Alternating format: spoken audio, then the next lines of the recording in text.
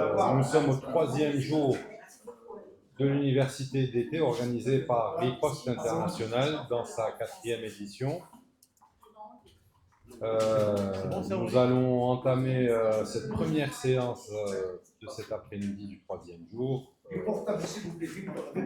axée autour du soulèvement populaire, sous le thème « Le soulèvement populaire, état de lieu ». On consacrera cette communication et cette conférence au soulèvement populaire qui s'est produit en Algérie en 2019, sous ce qui a été nommé par la suite Hirak ou Harak, avec bien sûr la mise en perspective des différents événements qui se sont produits, un état des lieux général et où en est-on aujourd'hui. On va essayer de répondre à toutes ces questions. Après l'intervention de nos deux communicants, à savoir à ma gauche, M. Mohamed Bakir, et à ma droite, Mohamed, pardon, excuse-moi, Mohamed Bakir. J'y tiens. Et tu as bien raison. Et à ma gauche, Lies Dubaïli. Vous pourrez bien sûr poser des questions, intervenir. Seulement, je vous demanderai, s'il vous plaît, d'avoir des questions concises, précises, afin de pouvoir maximiser le temps qu'on a et en profiter au maximum. Je rappelle que cette conférence prendra fin à 17h15. Voilà donc pour ce qui est du tour de la question de la présentation, et je laisse la parole à Mohamed Bakir, puisque Lies m'a dit, donne-lui à lui, il commence, et moi, je rebondis.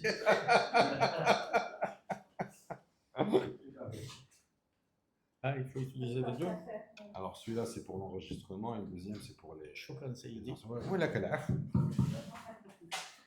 Donc, on va essayer d'échanger sur cette thématique qui est très intéressante. Le mouvement populaire de février 2019, chacun l'appelle une dénomination qui correspond à sa perception. Moi, je suis plutôt partisan de la dénomination Révolution du Sourire. Beaucoup de gens l'appellent Hirak. Révolution du Sourire, c'est une image, c'est une photo qui est sortie dans une match. C'est une jeune algéroise rousse, pétillante de vie, qui a fait une pancarte où il était inscrit Thawrat al-Ibtissam. Et je pense que c'est lumineux comme nomination. C'est vrai que c'est un mouvement où il y a eu beaucoup d'expressions spontanées et beaucoup d'inventivité, à la fois dans les slogans, dans les formes d'expression, dans les thématiques abordées. Le mouvement lui-même, disons qu'il est dual, au moins dual, s'il n'est pas plus. Dans un premier temps, c'est un mouvement qui a été habité par des luttes d'appareil. Il ne faudrait pas qu'on se mente. Il y avait des ailes du régime qui essayaient de régler leur compte au sein du mouvement populaire. Il y avait probablement qu'au sein des appareils de pouvoir, il y avait une incapacité à trancher la question de la succession. Et une partie du régime a voulu, parce que ça s'est passé plusieurs fois dans l'histoire contemporaine algérienne, une partie du régime a voulu trancher la question en faisant intervenir la rue. Et dans un premier temps, les manifestations étaient captées par des mots d'ordre qui étaient des mots d'ordre totalement improductifs, totalement insensés même. بوتفليقه يا المروكي ما كاش الخمسه فرنسا خلاص تبيزيا فرنسا des trucs de cet acabit. Mais les Algériennes et les Algériens étaient sortis et avaient occupé l'espace public. Et en occupant l'espace public, ils se sont découverts. Nous sommes découverts. En tant qu'Algériens, nous nous sommes découverts. Très longtemps, nous sommes restés isolés les uns des autres, à avoir des perceptions qui n'avaient pas forcément prise sur le réel et qui ne reflétaient pas ce que nous étions. Je peux témoigner de ma perception à moi.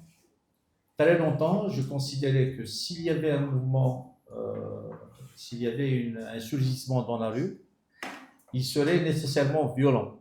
Ça allait être un surgissement violent. Et deuxième élément dans ce que je pensais, c'est que ce surgissement avait toutes les chances du monde d'être capté par l'islamisme.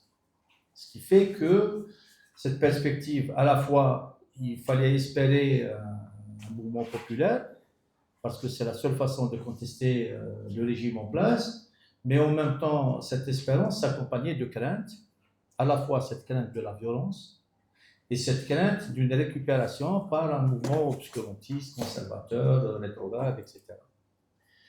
Et lorsque le mot d'ordre de manifestation avait circulé, il a circulé de manière très puissante.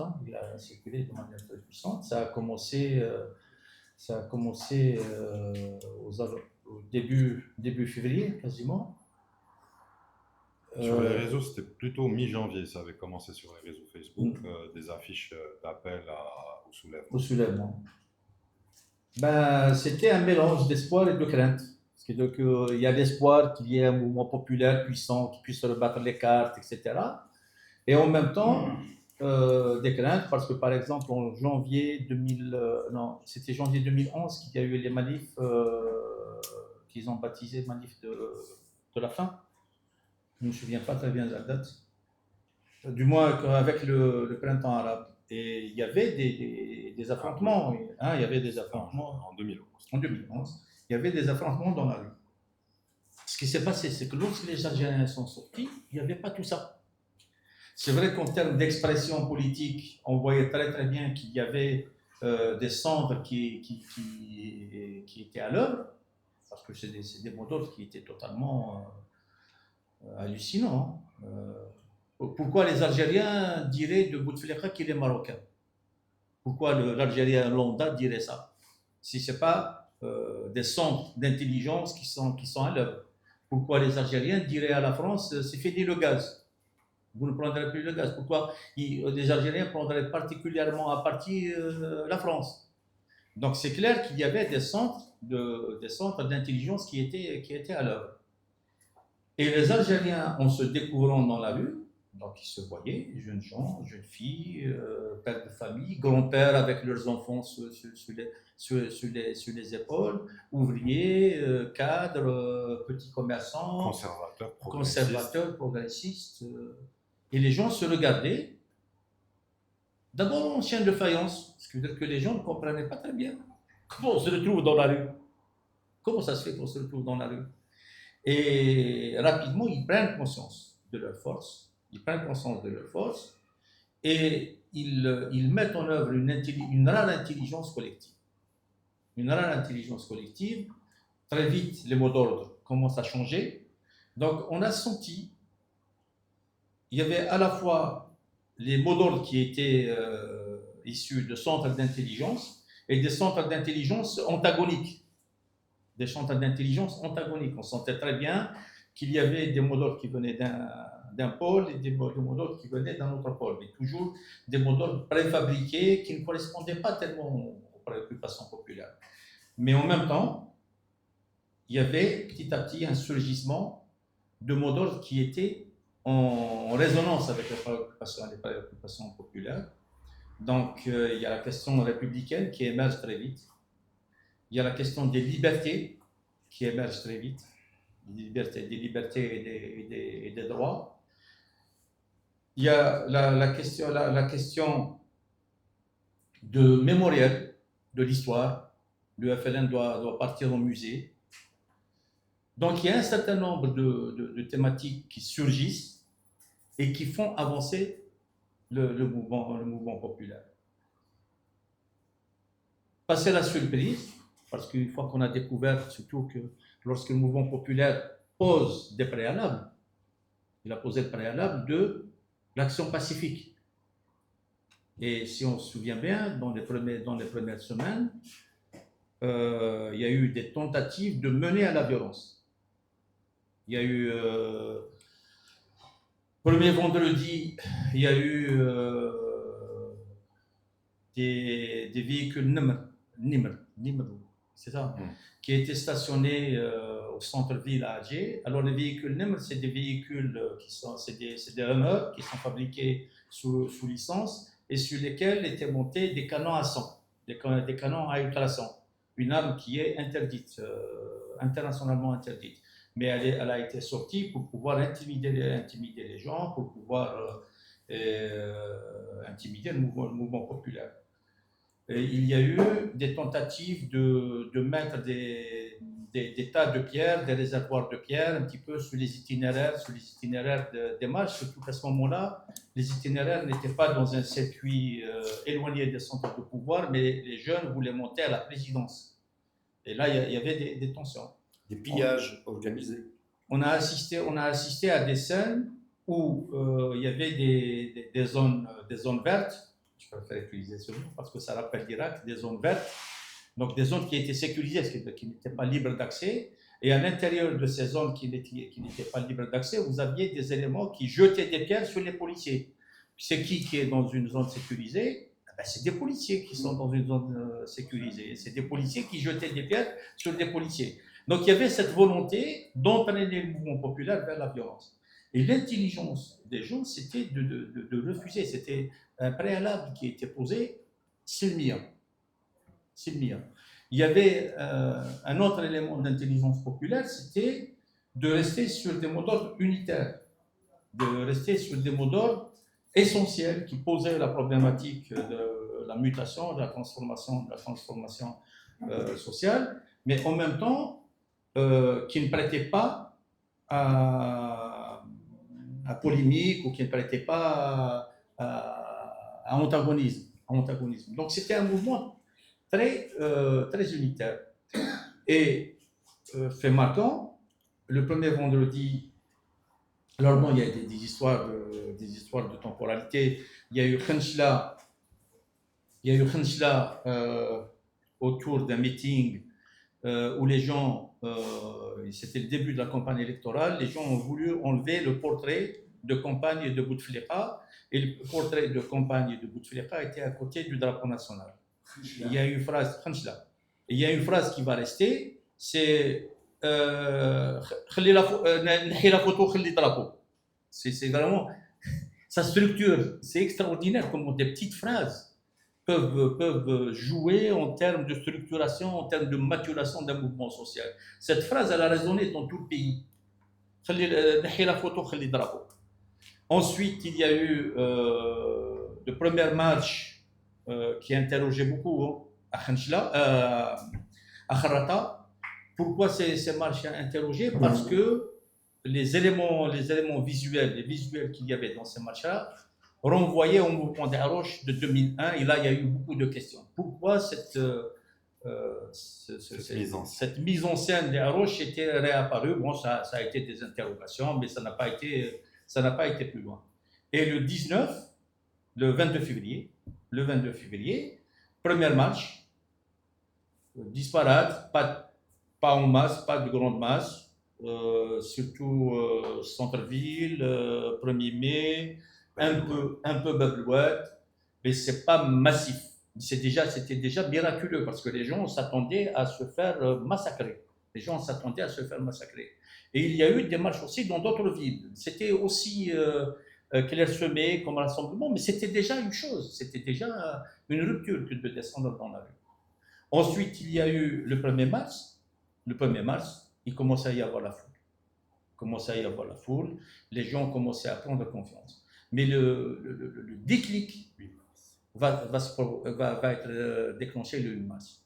Pourquoi? Parce que les Algériens, ce 8 mars, ils ont fait la jonction avec la Journée internationale des droits de la femme. Ce qui était extraordinaire. C'est-à-dire que si on s'attendait à un mouvement qui va être récupéré par des forces rétrogrades et tout ça, là, on assiste à une rupture qui est extraordinaire parce que les gens, en même temps, ils sont sortis dans le cadre de revendications politiques, mais en même temps, il y avait une multiplication de gestes, une multiplication de symboliques en direction de la gente féminine. Donc, il y avait des roses qui étaient offertes, il y avait etc. Donc, on voit qu'il y avait une dynamique, il y avait une construction politique qui se faisait dans la rue en temps réel. On voyait l'histoire se dérouler instantanément, minute après minute. Et ça va continuer ça va continuer jusqu'au mois de décembre, avec une radicalisation du contenu. Ce qui est extraordinaire, c'est qu'en face du mouvement populaire, on avait des forces organisées, on avait l'état-major de l'armée, on avait les structures de commandement des services de sécurité, et les deux étaient dans la manœuvre pour manipuler le mouvement populaire. Chacun essayait de piéger le mouvement populaire ou de l'orienter dans un sens donné et tout ça. Et vous imaginez la puissance de ces appareils. Un état-major organisé qui réfléchit avec des cadres, avec des officiers supérieurs, etc., et qui prépare le vendredi prochain, qu'est-ce qu'il faut injecter, qu'est-ce qu'il faut faire, etc. Et de l'autre côté, des sphères, des services secrets qui font le même travail et les deux se rentraient dedans. Et ce mouvement populaire déjouait tous les pièges. Semaine après semaine, ce mouvement populaire déjouait tous les pièges. Finalement, on appelle Alger le Mahroussa, mais c'était ce mouvement populaire qui était le Mahroussa Tassah. Ce qui veut dire qu'il y avait une force démieuse quelque part qui faisait que ce mouvement populaire, que cette population qui était une multitude, qui depuis des années n'avait pas pu s'exprimer, n'avait pas pu se manifester comme un corps social, mais qui était là semaine après semaine à déjouer tous les pièges. Lorsque Gaïd Salah déclare le soi-disant Hirak, les Algériens lui ont répondu. Au début, le mouvement populaire, il disait que l'armée est intouchable. On ne critique pas l'armée, on ne s'en prend pas à l'armée. Lorsque l'armée s'est positionnée contre le mouvement populaire, le mouvement populaire a répondu. Généraux Sarraqin, Kritul Bled. Lorsqu'il y a eu des cas de torture, la même chose. Ils ont été accusés d'appareils violents, de partisans de la terreur, etc. Donc, c'est une dynamique qui a fait preuve d'une extraordinaire intelligence. C'est une expérience, pour moi, c'est une expérience unique. À la fois, c'est une révolution d'un type nouveau, parce que ce n'est pas les révolutions auxquelles on a l'habitude. Les révolutions auxquelles on a l'habitude, il faut un parti, il faut des syndicats, il faut des structures sociales, il y a des mots d'ordre qui sont clairs, il y a des objectifs qui sont posés, etc. Là, non, on n'avait pas tout ça. On avait un peuple qui était dans la rue. Et ce peuple, je ne sais pas par quel miracle, il était capable d'élaborer une stratégie, de définir des tactiques, de deviner les concessions qui peuvent être faites et les lignes rouges sur lesquelles il ne faut rien céder. Moi, je reste subjugué jusqu'à aujourd'hui. C'est vrai que c'est quelque chose qui n'a pas abouti. Il y a eu des aléas. Il y a la capacité de résilience des appareils du pouvoir qui ont joué. Le Covid n'a pas été la moindre des épreuves. La classe politique a été en deçà de tout. Elle a été la plus grande fragilité du mouvement populaire. C'est ce que je pense. Il aurait mieux valu qu'on n'ait pas de classe politique plutôt que la classe politique qui était en action. Je pense que c'était les plus grands retards, ils étaient au niveau de la classe politique. Parce que la classe politique, principalement, qu'est-ce qu'elle a fait? Elle a essayé de régler ses propres contentieux. Elle a essayé de poser ses propres préoccupations qui étaient inscrites dans la confrontation des années 90. Elle a essayé de les faire porter au mouvement populaire. Alors que le mouvement populaire, en réalité, il a dépassé tout ça. Il ne l'a pas dépassé pour le dépasser. Il l'a dépassé parce qu'il a tiré des leçons. Parce qu'il a considéré qu'il y a des choses qui sont tranchées par l'expérience, par l'histoire, par la vie. Donc il était déjà dans l'après. Pour lui, la question, c'était d'asseoir une république démocratique et sociale, d'institutionnaliser les pouvoirs, de défendre les libertés. Ça veut dire que c'était un programme d'une révolution nationale démocratique vraiment poussé à l'extrême, ce qui n'était pas le cas de la classe politique, puisque la classe politique, elle essayait à chaque fois de trouver des plateformes, de s'entendre, d'arrondir les angles, etc. Je pense que c'est l'une des plus grandes fragilités qu'il y avait dans le mouvement populaire. Est-ce que ce mouvement populaire peut revenir. Peut-être que ce serait la partie d'après. Peut-être, oui, je pense. Hein? Dans l'intervention. Oui, oui, dans l'intervention, oui, oui, je pense qu'on devrait laisser cette question en suspens et on essaiera d'y répondre un peu plus tard. Et je suis ému. Je ne peux pas en parler sans être ému. J'ai eu la chair de poule, vraiment, quand tu parlais, parce qu'il y a des souvenirs qui remontent. Ouais. On enchaîne avec toi, Elias. Tu rebondis sur cette première partie avant de donner la parole au public.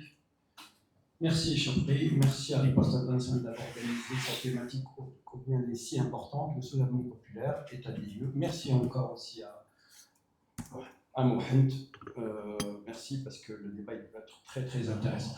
En tout cas, le Hirak, plusieurs dénominations, des dénominations contre-productives, des dénominations justes, des dénominations spontanées, des dénominations irréfléchies. C'est des dénominations. Soulèvement populaire, j'ai entendu parler, c'est un mouvement populaire, c'est une insurrection pacifique civile. C'est un mouvement inédit. Le Hirak ou le Harak, c'est un mouvement qui a drainé tout sur son passage. La plus importante, c'est la revendication politique. Le Hirak, pour moi en tout cas, oui, je fais parmi ceux qui pensent que le Hirak avant tout, est une revendication politique. Si vous réglez cette revendication politique, toutes les revendications vont suivre, à savoir la revendication sociale, identitaire, linguistique, économique, ainsi de suite. Et par ricochet, si on opte pour une transition politique, forcément, les autres transitions vont suivre. C'est-à-dire, on s'attend à une panoplie de transitions. Transition politique, économique, culturelle, écologique, pour les... pas pour les utopistes, mais oui, pourquoi pas. Le Hirak a permis de mettre les pendules à l'heure. Il n'y a pas de temporalité, il n'y a pas l'expérience, il n'y a pas le background, comme disent les Anglais. C'est-à-dire, c'est pas tu as un CV de militant depuis X années, tu te proposes sur un CV, et sur lequel on va travailler, on va te dire est-ce que tu es militant ou pas. En fait, tout le monde se reconnaît dans ce mouvement. Les femmes, les féministes, les hommes, les conservateurs, les islamistes, les progressistes, les laïcs, les athées, les agnostiques, tout. Celui-même qui a un contentieux avec son voisin, il peut revendiquer. Il est hirakiste. Pourquoi ? Parce qu'il a un contentieux avec son voisin, parce qu'il y a un problème d'héritage, parce qu'il y a un problème de faïda qui n'a pas été réglé en temps et en heure. C'est le hirak qui va lui régler ses affaires. Voilà. En tout cas, ça a permis c'est un mouvement inédit, du jamais vu depuis l'indépendance. Et je ne suis pas d'accord avec ceux qui disent que c'est le mouvement du sourire. Non, c'est le face-to-face. On n'est pas dans le mouvement du sourire. Et comme j'ai toujours dit à mes amis tunisiens, ce n'est pas la révolution du jasmin. Attention. Moi, ma révolution, que j'apprécie beaucoup, elle a été dévoilée, elle a été dénaturée. C'est la révolution iranienne. Les Iraniens, un peuple perse, un peuple vieux de 3000 ans qui ont pu mettre fin au châtiment. Mais malheureusement, enfin, c'est les communistes, les gens de gauche qui ont gagné, mais c'est des ayatollahs qui ont récupéré, mais c'est une autre histoire. Mais pour déloger le Shah d'Iran, il a fallu 40 jours. 40 jours pour déloger le Shah d'Iran. Le peuple perse, il a joué sur tous les plans. Dans une grosse élite intellectuelle, en Angleterre, aux États-Unis, dans les pays les plus anglo-saxons, partout. Et un peuple qui est très discipliné. Alors, c'est vrai, revenons au Hirak. C'est vrai, je suis d'accord avec toi, Mohamed, quand tu dis que le Hirak, dans les mouvements, on trouve tout le monde. On trouve des femmes, on trouve des hommes, on trouve des danseurs, on trouve des danseuses, on trouve des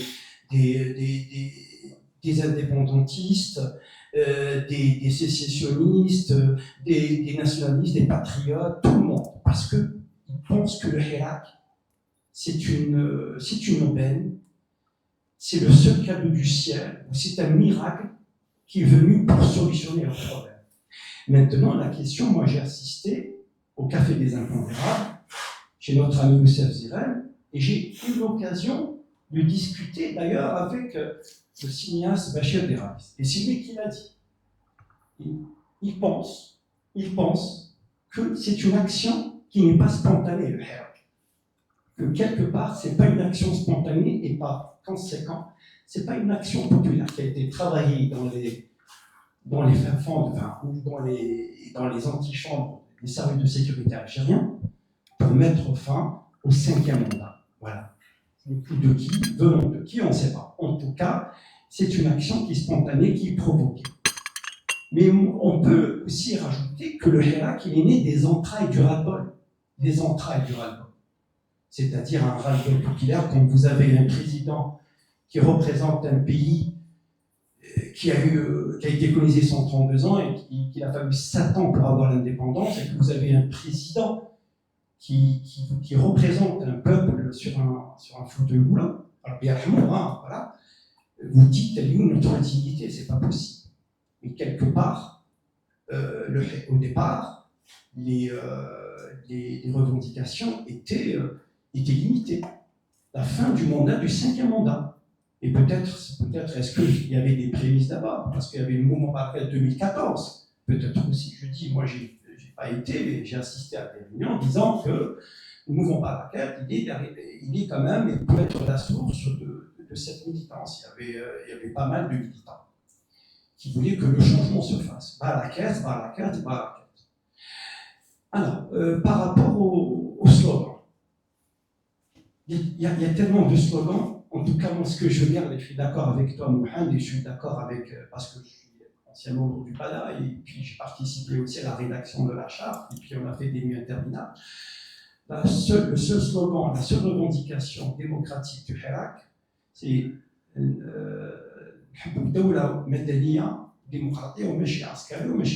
c'est-à-dire un État civil, et vous rajoutez démocratique. Parce que si vous voulez un État civil, il peut être théocratique. Un État civil aussi, la majorité des pays dictatoriaux, des dictatures, un État civil peut être aussi dictatorial. Alors,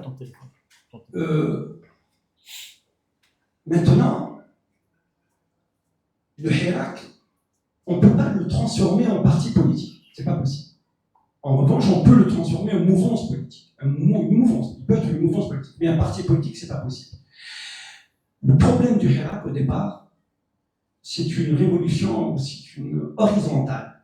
C'est-à-dire, au fait, la majorité, c'est pour ça que la majorité des militants, ou même certains militants, on ne va pas dire leur nom, peut-être parce que cette vidéo va être diffusée, qui reprochaient à certains militants d'avoir refusé, d'avoir pas voulu structurer le hirak.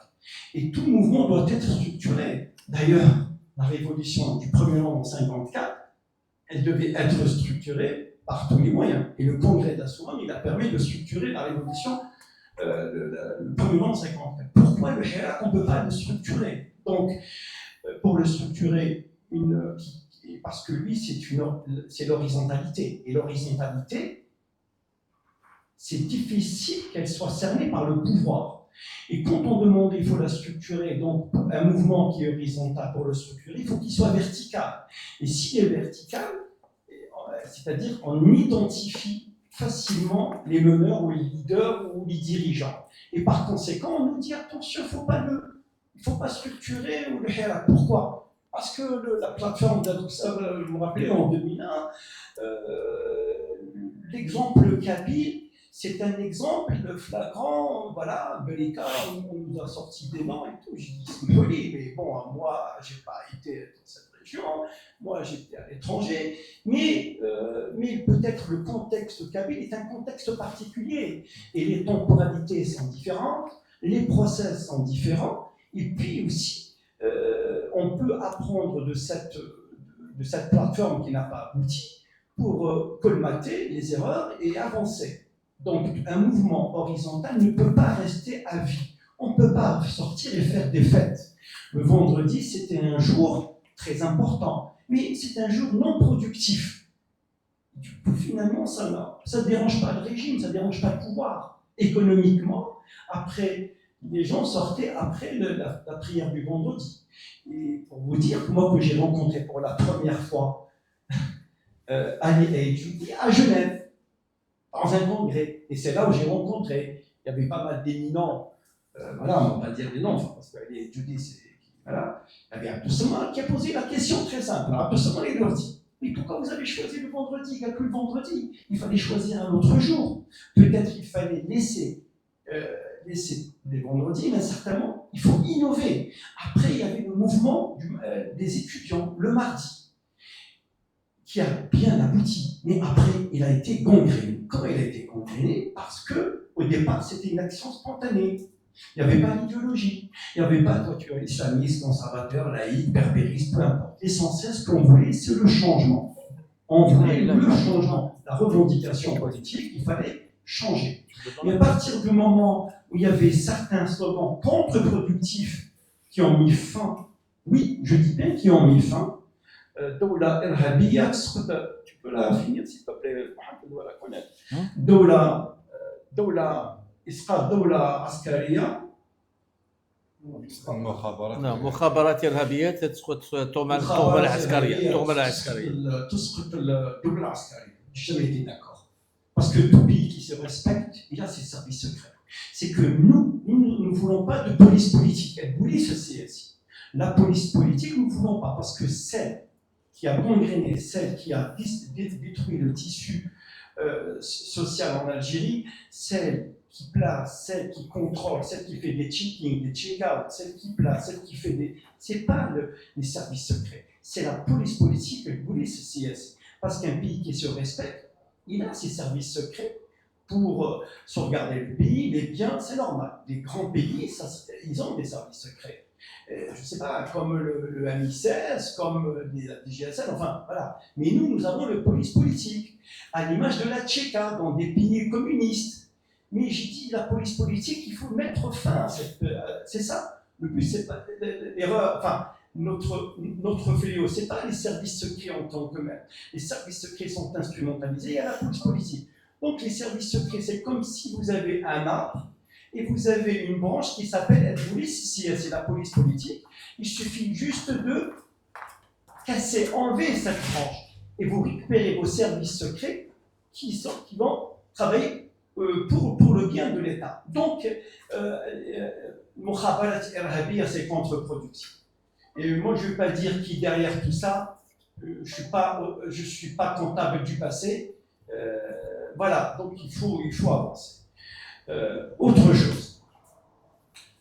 Les démocrates, donc après, le Hirak, il a été gangréné par l'idéologie. L'idéologie, elle a pris grande place dans le Hirak. Il y a deux camps qui se sont positionnés, en fait.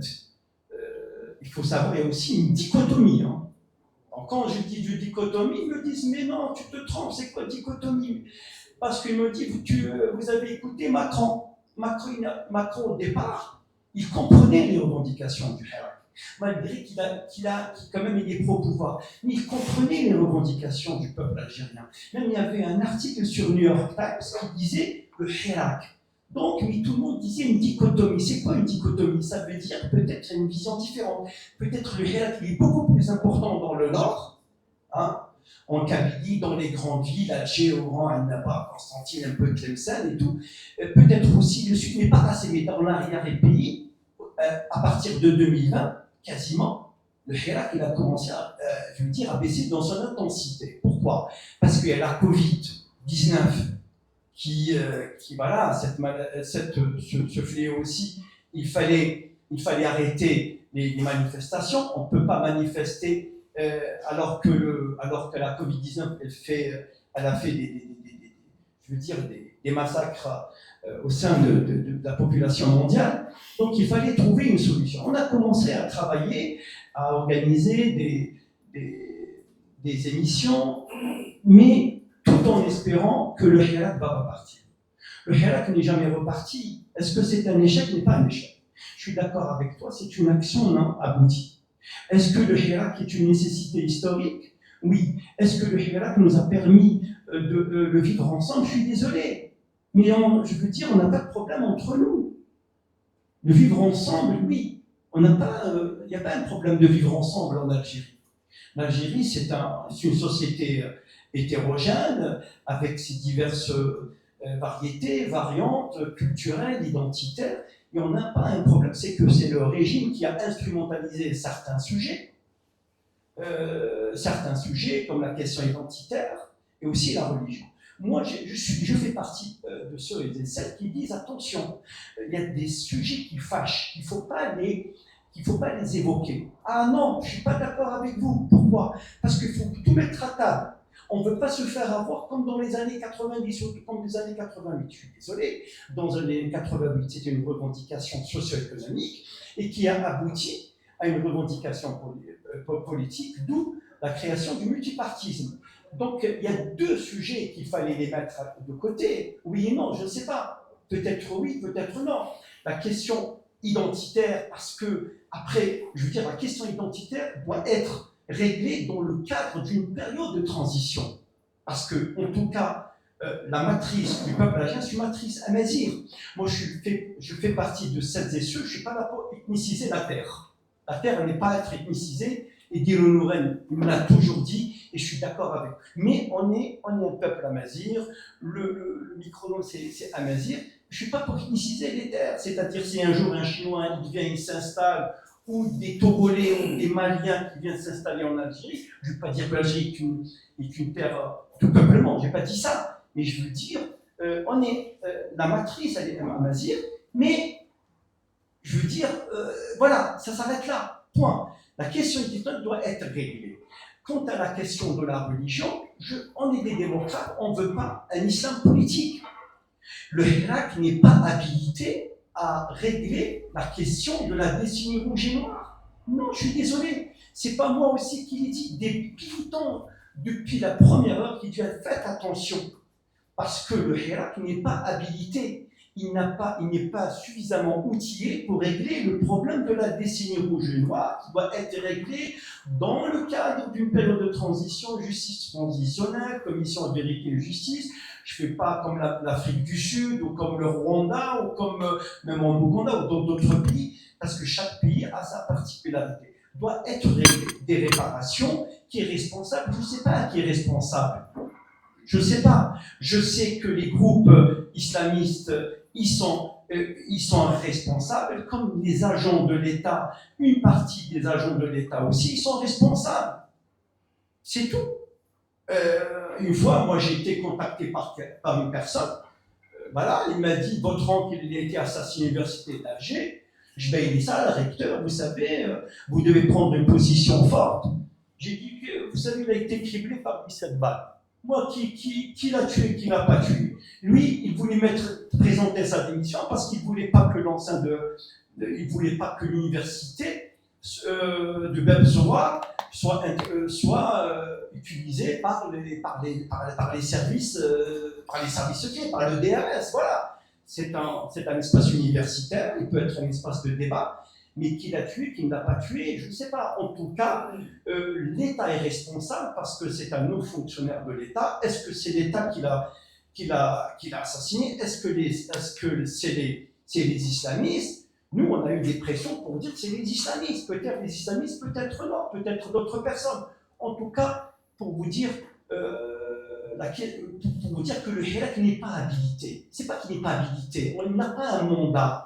Il n'a pas des outils suffisamment forts et puissants pour régler ce problème de la décennie rouge et noire. Il faut le régler quand la société sera apaisée, comme ça a été le cas en Afrique du Sud. Il faut régler pour assainir le contentieux de façon définitive pour aller vers un état de droit. On ne peut pas aller vers un état de droit si le contentieux n'a pas encore été réglé.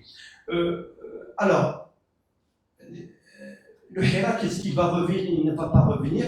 Le Hirak, ça nous a permis aussi de nous connaître, de nous découvrir, de connaître d'autres militants d'autres régions, de découvrir des grands militants, même qui ne sont pas d'accord avec nous.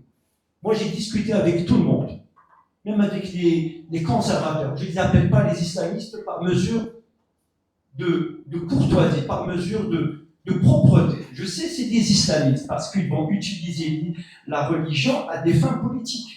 Mais je les appelle des conservateurs. Voilà. Donc on discute avec tout le monde. Mais pour finir, Choukri, il faut être intransigeant.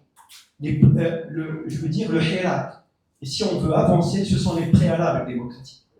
c'est la liberté d'expression, c'est la démocratie, la souveraineté populaire, l'égalité citoyenne, l'égalité homme-femme, la liberté de conscience. Même la foi, ça se dispose pas, ça se propose pas, ça se dispose pas, mais la liberté de la foi. En tout cas, la liberté identitaire. Je suis pour la liberté identitaire. Pour l'Algérie ne peut pas rester comme un État central jacobin. La France, c'est quasiment 1000 ans d'histoire. Ça remonte à Clovis. C'est Robespierre arrêté. C'est 9000 ans ils ont construit la République. La Deuxième République, Lamartine disait, c'est maintenant, on est dans une république. On est dans une vraie république. Vous savez, ça se travaille tout ça. La démocratie, ça s'entretient. Je veux dire, on n'est jamais à l'abri d'une forme d'oppression. Donc, le Hirak, ça nous a permis de nous connaître. En tout cas, le Hirak, est-ce qu'il va revenir? Il ne va pas revenir. Il peut revenir sur d'autres appellations. Le Hirak n'est pas mort. L'esprit du Hirak, c'est quoi? C'est l'éveil. Vous savez, je suis trop les actualités africaines. Et particulièrement, je suis un peu sensible à l'actualité du RDC, la République démocratique du Congo. Parce que je suis économiste et je fais de l'audit et je travaille avec des économistes du RDC. Il y a une jeune militante du RDC qui est rentrée. RCD, pas la République démocratique du Congo. RDC, absolument. En tout cas, c'est le Congo belge, c'est 130 millions d'habitants. Tout à fait, le Congo Kinshasa. De toute façon, c'est un des grands lacs. Elle est rentrée, elle était militante comme nous. Elle m'a dit, il faut que je rentre. Elle est rentrée, elle est devenue ministre de quoi? De la jeunesse et de l'éveil patriotique. C'est-à-dire, malgré qu'ils avancent, ils ont des points de on ne va pas rentrer dans les détails, mais quand même, il y a toujours un éveil patriotique. Donc, il faut toujours éveiller. Maintenant, il y a certaines régions en Algérie qui ne sont pas encore éveillées, il faut dire les choses. J'ai dit attention, une région ne peut pas prendre à toute seule les revendications politiques. Je dis, pourquoi? Ça fait mal, c'est pas un tabou. Je veux dire que la région de la Kabylie qui a toujours pris les revendications politiques, il faut leur rendre hommage. Les revendications démocratiques, ça vient de cette région, aussi dans les autres régions, dans les autres universitaires. Moi, j'étais universitaire. On assistait à 5-10 minutes, mais la majeure partie de notre temps, on était ailleurs. Mais les vraies revendications se faisaient dans avec des militants beaucoup plus aguerris. Donc, il y a d'autres régions aussi, il faut ratisser. J'ai dit, il faut faire un ratissage large. Il faut savoir que la démocratie, il faut que ça touche fin fond tout le monde. Toutes les régions doivent être concernées par les revendications. Les gens du Sud, quand vous leur dites il faut Dawla Madaniya démocratique ماشي عسكرية, quel chef d'abord? Non, que Najib Lilma, et moi je veux alimenter, il faut irriguer ma moisson, il faut que quand je rentre chez moi, j'ouvre le robinet, il y a l'eau. C'est que ces institutions, c'est sous l'autorité du pouvoir. Donc, pour finir rapidement, je vais finir. Donc, il y a des erreurs qui ont été commises. Il y avait de la récupération. Il faut dire que le Hirak, il y a certaines parties, certains mouvements, pas partis, il n'y a pas de parti, je ne pense pas qu'il y ait de parti, mais certains courants qui voulaient récupérer le Hirak. Ils voulaient le récupérer avec des slogans contre-productifs. La calomnie a joué. La calomnie, elle a joué, elle a cassé. La calomnie, ce qu'on appelle c'est ça, la contre-révolution. La contre-révolution aussi, elle émanait des militants de la révolution. Et aussi, on n'a pas pu travailler ensemble. On n'était pas d'accord avec nous, on n'est pas d'accord avec ensemble, mais il fallait laisser la place à tout le monde finalement. On n'est pas détenteur de la vérité. Ce qu'on veut, ce sont les préalables démocratiques. À partir du moment où tu es d'accord avec moi dans les préalables démocratiques, tu acceptes les préalables. Elles sont très simples. C'est une charte. Vous savez, en Afrique du Sud, aussi, ils ont fait des préalables. Ok, on accepte tout, on est minoritaire, Mais je veux des préalables sur lesquels c'est indiscutable. Je veux pas que ma liberté à moi se discute au niveau des yeux. Non, les libertés fondamentales ne passent pas par les yeux. Ce sont les préalables. Voilà. Merci Elias, merci beaucoup. Bon alors nous avons fait déjà notre première heure.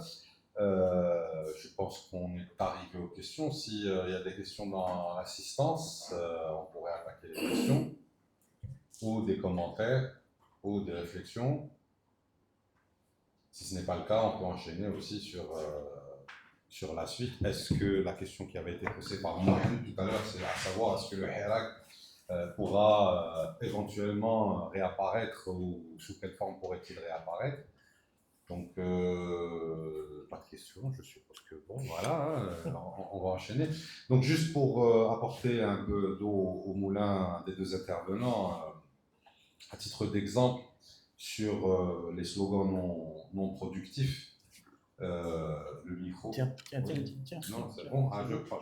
Donc, à titre de témoignage sur les slogans non productifs, comme celui qui avait été cité tout à l'heure, à savoir Mokhabarat el-Habia, donc contre-espionnage égal terrorisme, ou même si le sens de Mokhabarat est plus, on vise plus la police politique, mais le terme utilisé était Mokhabarat et non Shorta Askaria, non police politique, donc on a utilisé le terme service d'espionnage au lieu d'utiliser le terme en arabe, le terme de police politique, pour dire que c'est des terroristes.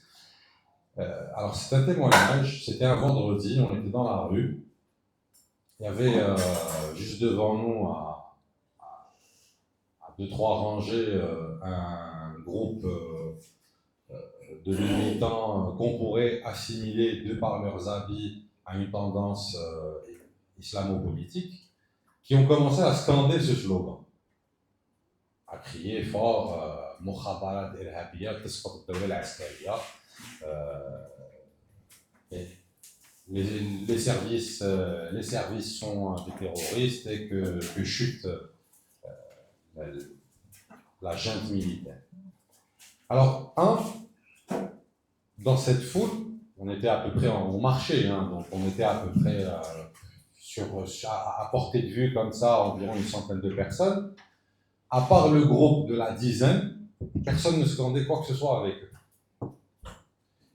Et je marchais avec un ami qui a fait 22 mois de prison, qui a été innocenté à la fin, mais après 22 mois de prison.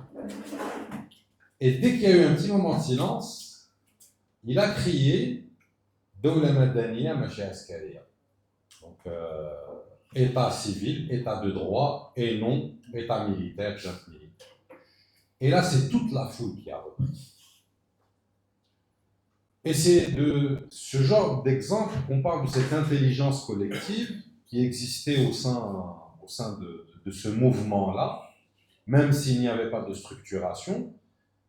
Il y avait cette intelligence collective, il y avait des gens qui apportaient à chacun sa petite graine et qui faisaient effet papillon dans le mouvement. Mais encore une fois,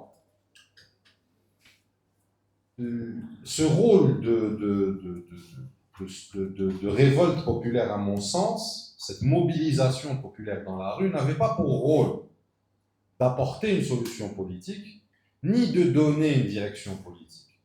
Son rôle était de mettre la pression au maximum jusqu'à ce que le régime cède et qu'on puisse entamer un processus.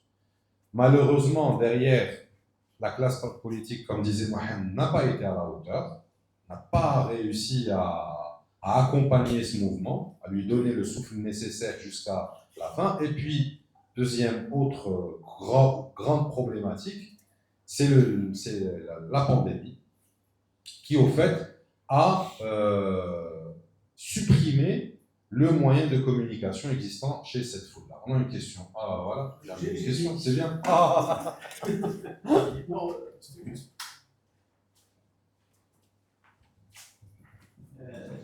D'abord, je vous remercie pour cette intervention qui est, au même moment où vous parlez de Hirak, ça peut aussi réfléchir sur le Hirak du rythme.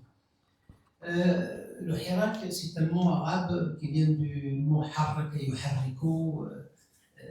En général, quand نحرك الماء الراكد. Et c'est ce qui est arrivé d'ailleurs, soit en Algérie ou au Maroc. Moi, ma question, bon, entre les deux, il y a une grande différence. En Algérie, c'était un mouvement national.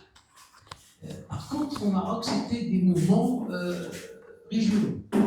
On a Hirak Jarada, on a Hirak Rif, on a Hirak Janoub, et ainsi de suite. Le Hirak, c'était un mouvement de tout le monde contre tout le monde. Parce qu'au Maroc, plutôt dans le Rif, ça a été levé comme slogan essentiel. لا للدولة السياسية لا للجميع استرزاقية. Non aux partis politiques, non aux associations. Moi, ma question, c'est que le mouvement populaire que l'Algérie a connu, quel était le rôle des organisations de la société civile?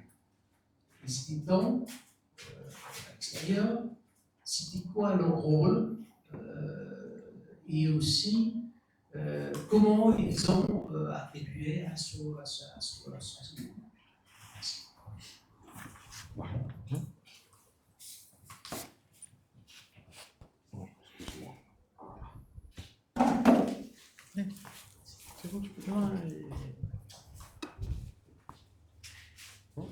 C'est bon, tu peux répondre. Je peux, oui. Ah, pardon, j'ai pas vu.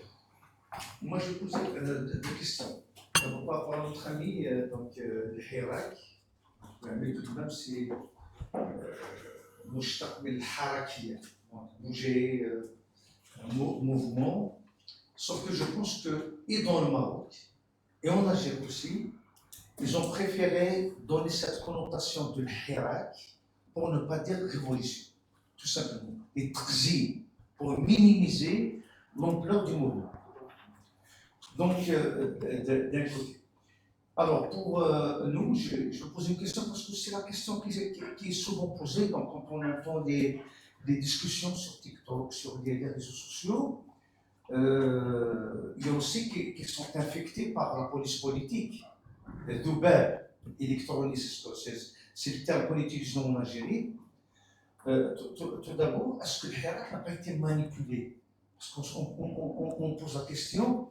Y a-t-il quelqu'un qui peut faire bouger les choses en Algérie dans les quatre coins du pays, dans un pays continent comme l'Algérie?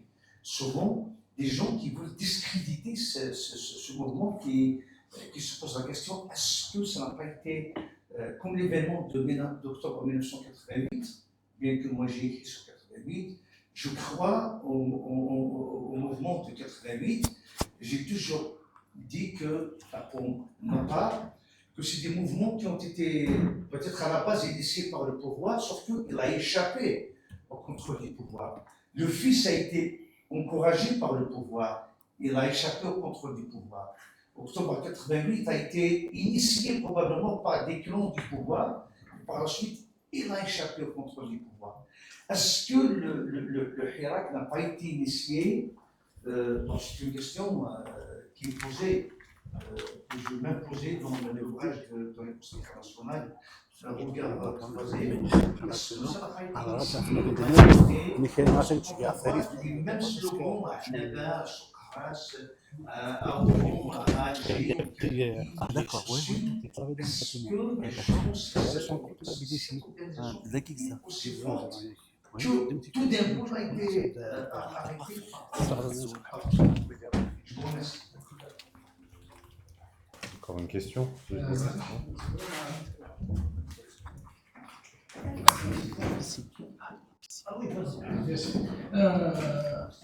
Voilà, presque ma question c'est parce que je suis en train d'écrire un livre, شهد على اغتيال آمل. عمل خبر بارح كان معنا في الحراك هو شهد على اغتيال ثورة. أنا شهد على اغتيال آمل. كتب ربي يكونوا في كامل في ليزيفينمون الخطأ حتى اليوم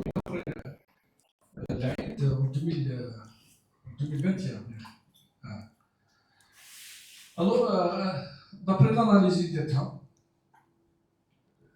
انعاشها لنا بيز الحراك الفري حراك تاعي il a commencé législative de 2017 à midi les yeux vides mais pas parce que la population qui nous a voté pas parce que les citoyens ont boycotté les élections parce que Salah n'a pas donné l'ordre aux militaires d'aller voter donc l'État كيفاش يعملوا هذه اسمها حاجه عشتها ماشي ميم لا كازيرن كاين في واحد الوصول مسكين الوغ لقيت صالح تما قلت له دونك نخرج الشعب تاعي كونديسيون سناني روح شكون اللي كي تابري لو رومبلاسون دو سنان 2017 سي كي صعب ما تجي تفهم الحراك الفري حراك لا كومونسي هنا وبعد لا بول دو ناج اكسيتيرا مي باغ كونتر انا كاين لا ريبونس لا كيستيون لا ريبونس اللي حبيت نجاوبها ونسقسيه حنا لي جو كوم نو on n'a pas commencé الحراك le 22 février إذا تشوفوا الفيلم تاع كريم القاسم نهار راحوا عندو باش يقنعوه يدخلوا راه قبيل في الجبل اون 47 دوبي 47 قالوا لازم قبيل يدخلوا ثوره ماشي زعما تشكروا قبيل بصح كنا في الطريق افون يا ديما مانيبيلاسيون تاعي مي شنو حنا اللي حبينا المانيبيليو لي مانيبيلاسيون شنو كيقول شنو الناس اللي كانوا في الحراك على بالي الشعب ما يخرجش في 40 ولايه في دقيقه واحده ويتفاهموا على سلوك واحد يا با دو ريبريسيون لا ماجورتي ابويرا باغ اكزومبل لو 22 فبراير يا با دو ريبريسيون لي زوطر ولايات با دو ريبريسيون كيفاش بين عشيه وضحاها يا با دو ريبريسيون دون لي بريسك 40 ولايه الجي يا دي c'est pas j'étais à Alger le 22 février ils ont essayé de séparer قصبه باب الورد على بيكور اكسيتيرا دي مارش كل واحد السلوك هذاك الوقت كل واحد يمارشي في حومته بصح انا ريوسي نجمعوهم كامل كنقول لكم انا ريوسي ماشي سي ديفيسيل دكتور سعدي اللي تي سي با لو 1er مارس 2019 اللي ترى كنا موراه في لاباس برمي ماي on a réussi باش اللي توا مارش كاين لا مارش تاع لا ريتيتوش قصبه باكو بيكو on a réussi نديرو مارش حتى ولا بوست تاع مارش تاع بصح سيتي مانيبيلاسيون جو سوي tout à fait d'accord mais la question qui a manipulé l'autre juste bon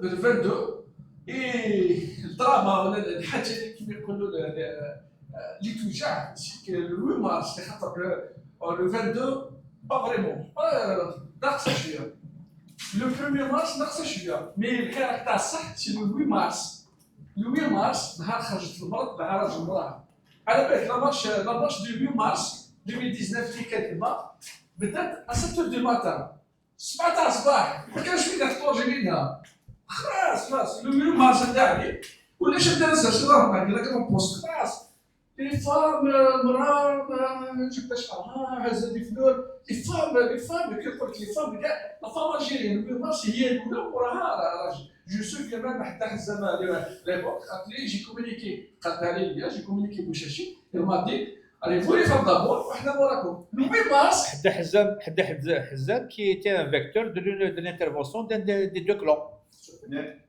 laisse tomber donc كاع لا سين بوليتيك كيما قال لهم اسمو الشيخ هذاك تاع الفيس قال حتى في الفيس كاع ديريجون في لاسيكيتي ميليتار خلينا هذا والد شكون اللي ما يعرفش والد بوعزه هذاك الوقت يدير ديريجون دو فيس حبيت نقول لك واش نوصلوا لو 8 مارس واش صرا في لو 8 مارس 2019 تاع لو 8 مارس 2019 aussi je suis pas bien fait الناس يتضاربوا بالكرموشن لي سلوغو تاعي تحمد في الطريق والناس باش نسيت على الكلمه اللي قالت لا كلاس بوليتيك ما كانتش على هوتور وي ما كانتش على هوتور بفعل فاعل امر دبر بالله كيفاش لو مارس لارجيري كاع تحت لي سلوغو تاعي تحمد لي طاقوا لي شي تاع تيغريس دوله مدنيه ماشي عسكريه الجزائر حره ديمقراطيه تونس نقول دا الحسين depuis 1962 نعم الناس في لاكرون بوست انا واحد فهمت ديك الكرون فودور ما نجيش السيسي بصح كاش كي سباس او نيفو دو السيج ناسيونال ديال فاس سي لي كرموجين لي كوتون اكسترا كاين une relation ماشي هكذا برك انا كنت في السياج فيدرال ريجيونال تاع الري اس دي بورتو جيتي ميليتون ديال فاس مي في الحراك كنت معاه في الطرا سادات قلت لي شي بيتاتاش qu'est-ce qui se passe chez vous ah non moi c'est pas bêtatache plutôt moi je suis le petit bêtatache parce que il y a des gens qui se confondent entre le bêtatache et le bêtatache moi je suis un militant de base ex-FFS فهمت bon الحكايه كبيره دونك La question, la question bon Oui, ça c'est le coup de massue, ça. le 8 mars نروحوا les élections du 4 juillet si tout le monde qui était d'accord pour etc. علي غديري شي بلان بي جو سي لا كيستيون جو سي با سي علي غديري البلان ا الحراك شي بلان بي و لو كونترير الحراك شي بلان ا وعلي غديري شي بلان بي باسكو علي غديري Au fait, c'est pas l'approche. Il n'y avait pas de plan A, de plan B. Il y avait des plans. Et puis, وين حكمت رانا نمشي. انا خاطر علي غديري وين حكمت رانا نمشي. C'est ça la logique. شتي طريق واش البلان تاع علي غديري كبير واش ماشي معاهم بصح غادي غديري في السياج تاعو التلفزيون حميد عياشي عسول مقرني العربي وفرحتي تاع علي 500,000 سيناتور Sur la table. sur la table. هنا بدوي نهار بدوي طاح كريش تحت شكون جمع 500,000 سيناتور بورتو لابليكاسيون تاع لي سيناتور كان عند بدوي المهم يدخل الباب مي ابري لو 4 الحراك تاعهم خلاص ابري لو 4 جويي نهار قرر بيت صالح يفوا لي Il faut voter. نو يفوا كيما قال Donc, quand il a convoqué le corps électoral, لا الكلمه اللي قالها زعما تيفوا لي جوسكو بو تما اللي بدا الحراك تما هي اون سيباراسيون اونتر الحراك مانيبولي اي الحراك الاصيل نهار بدينا نعيطوا بيت صالح مع الخونه نروحوا نديروا الانتخابات مع العصابات تما لا سيباراسيون سي كومبليكي بصح لا كيستيون شكون ماشي qui a manipulé qui mais chacun doit apporter la réponse. La manipulation. Oui. Voilà. Tout le monde m'a fait le poil ou pas? C'était moi, le chef. Je vais essayer d'être bref comme d'habitude. Bon, je vais commencer par la question qui a été posée par le maître Radien. Juste pour l'orienter, c'est-à-dire qu'il doit y avoir les initiateurs parmi le pouvoir au Hirak, c'est-à-dire qu'il doit être initié par le pouvoir. Effectivement, Mohamed, je crois que tu as mentionné quand même qu'on doit se regarder entre nous, on ne doit pas se voiler la face. Le Hirak, ce n'est pas une action spontanée. C'est-à-dire, après, il a été échappé au pouvoir qu'il a initié. C'est-à-dire, il y avait un ras-le-bol de la population qui a voulu que les choses changent. Maintenant, bon, moi je reviens à la question importante parce qu'il y avait, après votre récit, vous dites qu'il y a des questions qui fâchent, qu'il y a des questions un peu très, très sensibles qu'il ne faut pas poser à table, c'est-à-dire aujourd'hui. À mon avis, c'est faux. C'est-à-dire, on doit y aller direct aux problèmes qu'on vit actuellement. C'est-à-dire, on ne doit pas refaire les mêmes erreurs de l'histoire, même pendant la guerre de libération nationale. C'est-à-dire, il y avait des voix qui disaient que la question identitaire, on va la laisser de côté jusqu'à ce que le colon français parte. Après, on va se voir entre nous. Et les résultats, vous le voyez très bien aujourd'hui. Donc, à mon avis, si on veut vraiment régler le problème, on doit le poser à table, quelle que soit sa nature. Il est difficile, il est sensible, il est très grave, etc. Parce qu'il ne faut pas qu'on le laisse toujours une bombe, on attend toute explosion. Il faut, s'il doit exploser, il explose maintenant, sinon on ne doit pas la laisser pour plus tard. Et puis, moi, j'aimerais juste poser, c'est-à-dire une question très, c'est-à-dire, on a écouté, moi je m'attendais à cet exposé d'aujourd'hui par les deux amis, qui serait orienté vers le bilan et les perspectives. On a entendu le bilan. Et c'est la question qu'il va poser, je pense. Oui, Chokri. on allait attaquer avant la question, on allait attaquer les perspectives, Les mais maintenant il y a les perspectives. questions. Donc on va Parce que répondre aux c'était- questions et on va faire les perspectives. Parce que c'était exactement la question pourquoi le Hirak, on peut dire, il a échoué, entre guillemets, je ne sais pas si c'est un échec ou non, mais est-ce qu'on doit prévoir, envisager des solutions, comment il pourrait revenir? Très C'est ça, Voilà. Parfait, merci beaucoup, merci pour toutes les questions. Donc je rappelle grosso modo, comme ça je vais essayer de rappeler les questions qui ont été posées. Alors, rôle de la société civile dans le Hirak. Manipulation, pas manipulation, par qui, contre qui, à l'avantage de qui et au désavantage de qui, lors du Hirak. Si le Hirak a fait preuve d'une grande organisation, alors comment et pourquoi il s'est arrêté d'un seul coup? Et puis la question de poser les questions tabous ou pas, pourquoi ça ne s'est pas fait. Et bien sûr, on finira avec les perspectives. Je donne la parole à Mohamed en premier.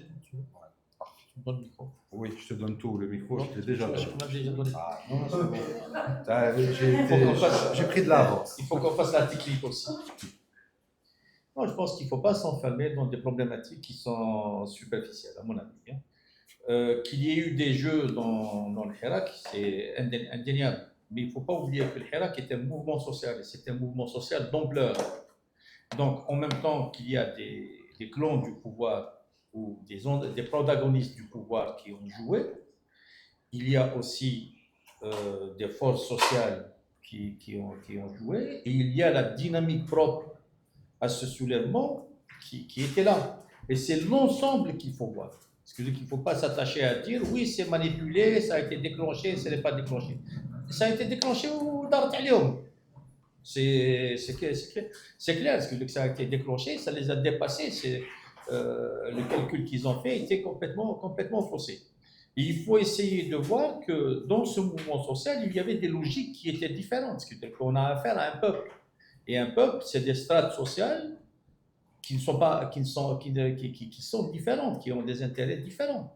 La teneur, pour rester sur Alger, la teneur de ce qu'on pouvait entendre à Didouche, l'axe Didouche, Didouche Grande Poste. Didouche Grande Poste, Didouche, la fac centrale. Fac centrale, Ghar Hira, Hirak, etc., est différente de la tonalité qu'on pouvait entendre sur l'axe Bab el Oued, Grande Poste. Et surtout, Qubba Husseida et Bilkour et Hassiba. C'était des tonalités différentes. Pourquoi c'est des tonalités différentes? Parce que c'est des couches sociales différentes. Didouche, c'est les couches moyennes supérieures. C'est les couches moyennes supérieures. Oui. Bab el Oued, c'est les couches moyennes intermédiaires. Et Belouizdad, Hassiba, c'est les Harash, etc. C'est les quartiers populaires. Ce qui est frappant, c'est qu'il y a une homogénéité, en même temps qu'il y a des sensibilités différentes. Et j'attire votre attention, la Badissia Novombria, ils ne l'ont pas injecté sur l'axe Bab el Oued, ils ne l'ont pas injecté sur l'axe Didouche, non, sur l'axe Hassiba, Belouizdad, Chaumanœuvre, etc. Ils l'ont injecté où? Ils l'ont injecté sur Didouche. Pourquoi ils l'injectent sur Didouche? Parce que la polarisation est plus forte entre les couches moyennes supérieures et ce qu'ils présentaient comme la Badissia Novombria. Ce qui veut dire que c'est à peu près ce qu'ils ont essayé de faire à Borj Bouararij, où ils ont essayé de travailler sur la fracture arabophone-berbérophone, puisque c'est une ligne de friction qui est présente là. Ils ont essayé de pousser à la confrontation. On a eu 3 vendredis à Aurisk, à Borj Bouararij, c'était l'affaire Ben Smaïl avant l'heure. C'était l'affaire Ben Smaïl avant l'heure.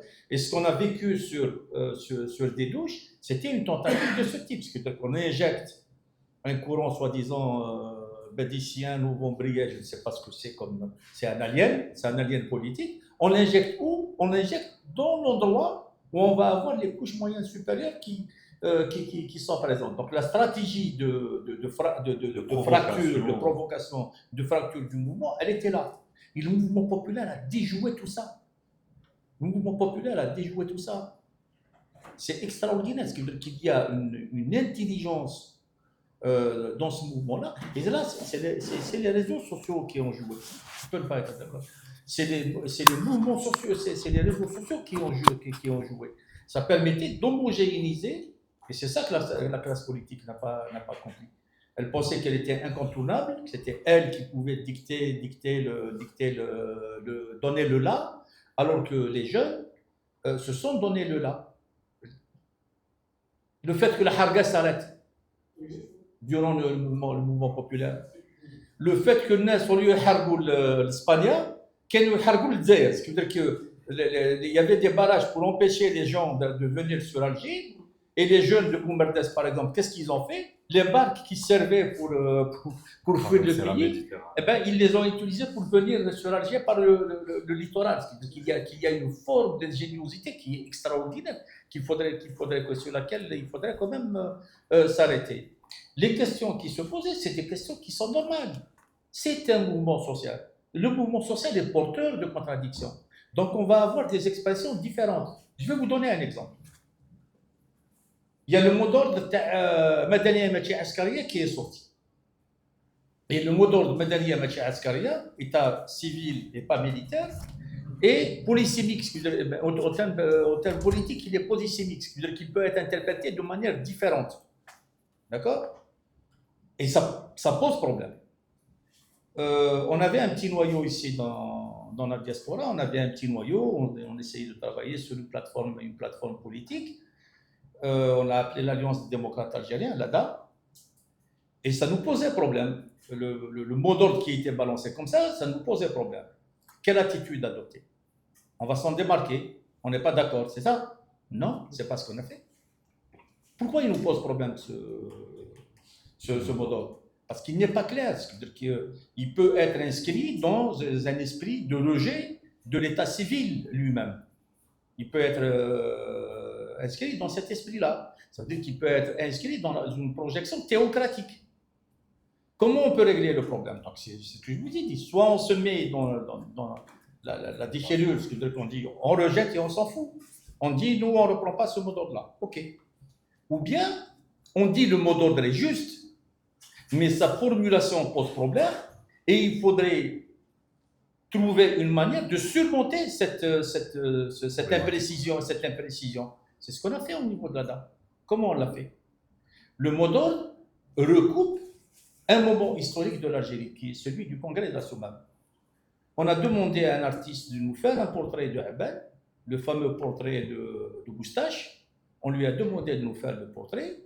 On avait des camarades à Alger, ils se sont positionnés en haut de la rue des Douches, ils se sont positionnés à Bab el-Oued, et ils ont balancé le portrait de Abel. Et le mot d'ordre Madaniya Machi Askaria, au lieu qu'il devienne un problème, est devenu un mot d'ordre qui regroupait tout le monde autour de la Soumam. C'est des batailles qui sont normales, il y a d'autres qui ont mené d'autres batailles. Ils ont posé la question, peut-être etc., qui a diffusé des milliers de... C'est nous, je le dis publiquement aujourd'hui, c'est l'ADA, et c'était 4 personnes qu'il y avait à Alger, c'était 4 personnes. Mais la différence, c'est qu'il y a eu des tentatives de diffuser d'autres portraits, les gens ne les prenaient pas. Les camarades qui étaient sur le terrain, le portrait de Abban, ils n'arrivaient pas à contrôler le flux, les gens, ils se les arrachaient. Ça veut dire quoi? Ça veut dire que lorsqu'on rencontre l'adhésion populaire, ça marche. Lorsqu'on ne rencontre pas l'adhésion populaire, ça ne marche pas. Là où les couches moyennes ont failli, et ça, là où les couches moyennes ont failli, et surtout les couches moyennes supérieures, c'est lorsque l'affaire Walid Naqich s'est posée. L'affaire Walid Naqich est une affaire liée à la torture. C'est de la torture qui a été pratiquée. Je vais défendre un service de sécurité qui torture les Algériens? Jamais de la vie. Jamais de la vie. Et la question, comment est-ce qu'elle a été traitée? Eh ben, on a considéré que les démocrates devaient se taire devant la torture. Mais c'est quoi cette ellipsie? Il fallait se saisir. Ce qu'on a essayé de faire, par exemple, c'est de mettre en avant les épisodes où la torture a été pratiquée sur des forces patriotiques. 1965, elle a été pratiquée sur des forces patriotiques.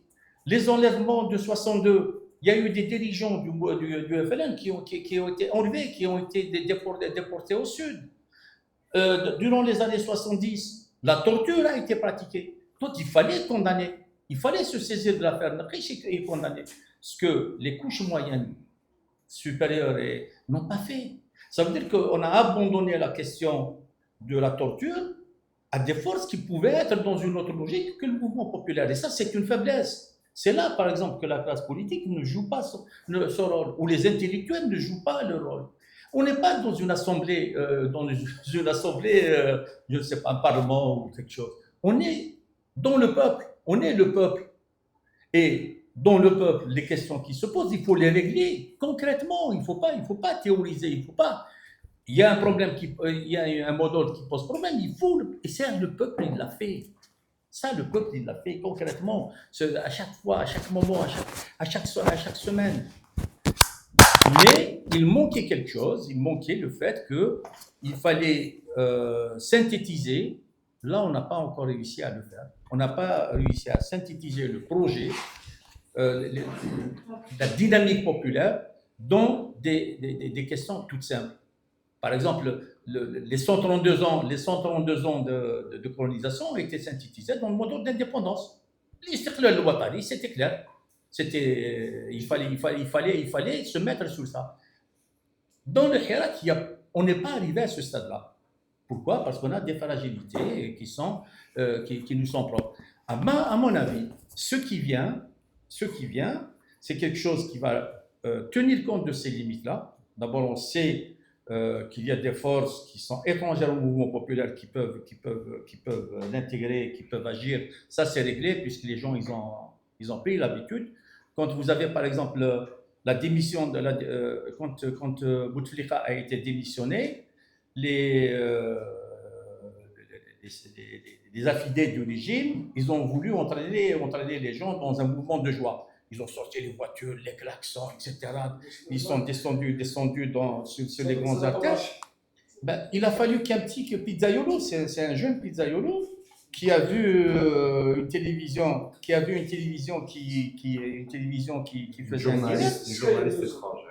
قال لهم لا بدلوا بيون ببيون ما يلعبوها بدلوا بيون فوالا ما كاينش منها بدلوا بيون ببيون يتنحاو كاع فوالا سكي لا دي لو جون تركي بكير نحاو بيون يديروا بيون ما يحشوها الناس يتنحاو كاع. Et bien, ça a transformé le mouvement populaire. Ça a été. Et lorsque les gens disent c'est un mot d'ordre qui n'est pas correct, je suis désolé, un mot d'ordre est correct s'il est repris par la population. Le mot d'ordre, ce n'est pas de la poésie. Lorsque les gens s'identifient à un mot d'ordre, même s'il est mal formulé, c'est ça le mot d'ordre juste. Parce que les gens se reconnaissent dans ce mot. Toi, en tant qu'intellectuel, toi, en tant que petit bourgeois, et il est juste ce mot d'ordre et je le reprends et je le défends. Ça, c'est important. Tous les gens qui disent c'est pas juste, ils n'ont rien compris au schmilblick. Ils n'ont rien compris au schmilblick. Parce qu'un mot d'ordre, il est juste s'il est repris par la population. Tu peux faire le plus beau mot d'ordre du monde. Tu le balances, il n'est pas repris par les masses, il ne vaut rien ton mot d'ordre. Tu dis une phrase, tu dis un mot, tu le balances, il est repris par le grand, par le petit, par le grand-père, il est juste ce mot d'ordre. Parce qu'il correspond à l'état d'esprit. Il correspond à l'état d'esprit. Et ça, c'est les faiblesses qu'il y a eu. Qu'est-ce qui vient? Je termine juste en une phrase. À mon avis, ce qui vient, c'est un tsunami. C'est un tsunami qui sera fulgurant. Ce n'est pas des marches de vendredi en vendredi. Il va y avoir, la digue va lâcher, parce que la digue, elle est en train de le tenir. C'est pas le barrage de cette gorge, 10 gorges chinoises, je ne me souviens plus. C'est 10 fois ce barrage. Lorsqu'elle va céder, on ne sait pas, le mouvement social, c'est compliqué, mais lorsqu'elle va céder, c'est 1 semaine, 10 jours, et ils vont partir. C'est 1 semaine, 10 jours, ils vont partir. L'enjeu, le vrai enjeu, c'est pas qu'ils partent.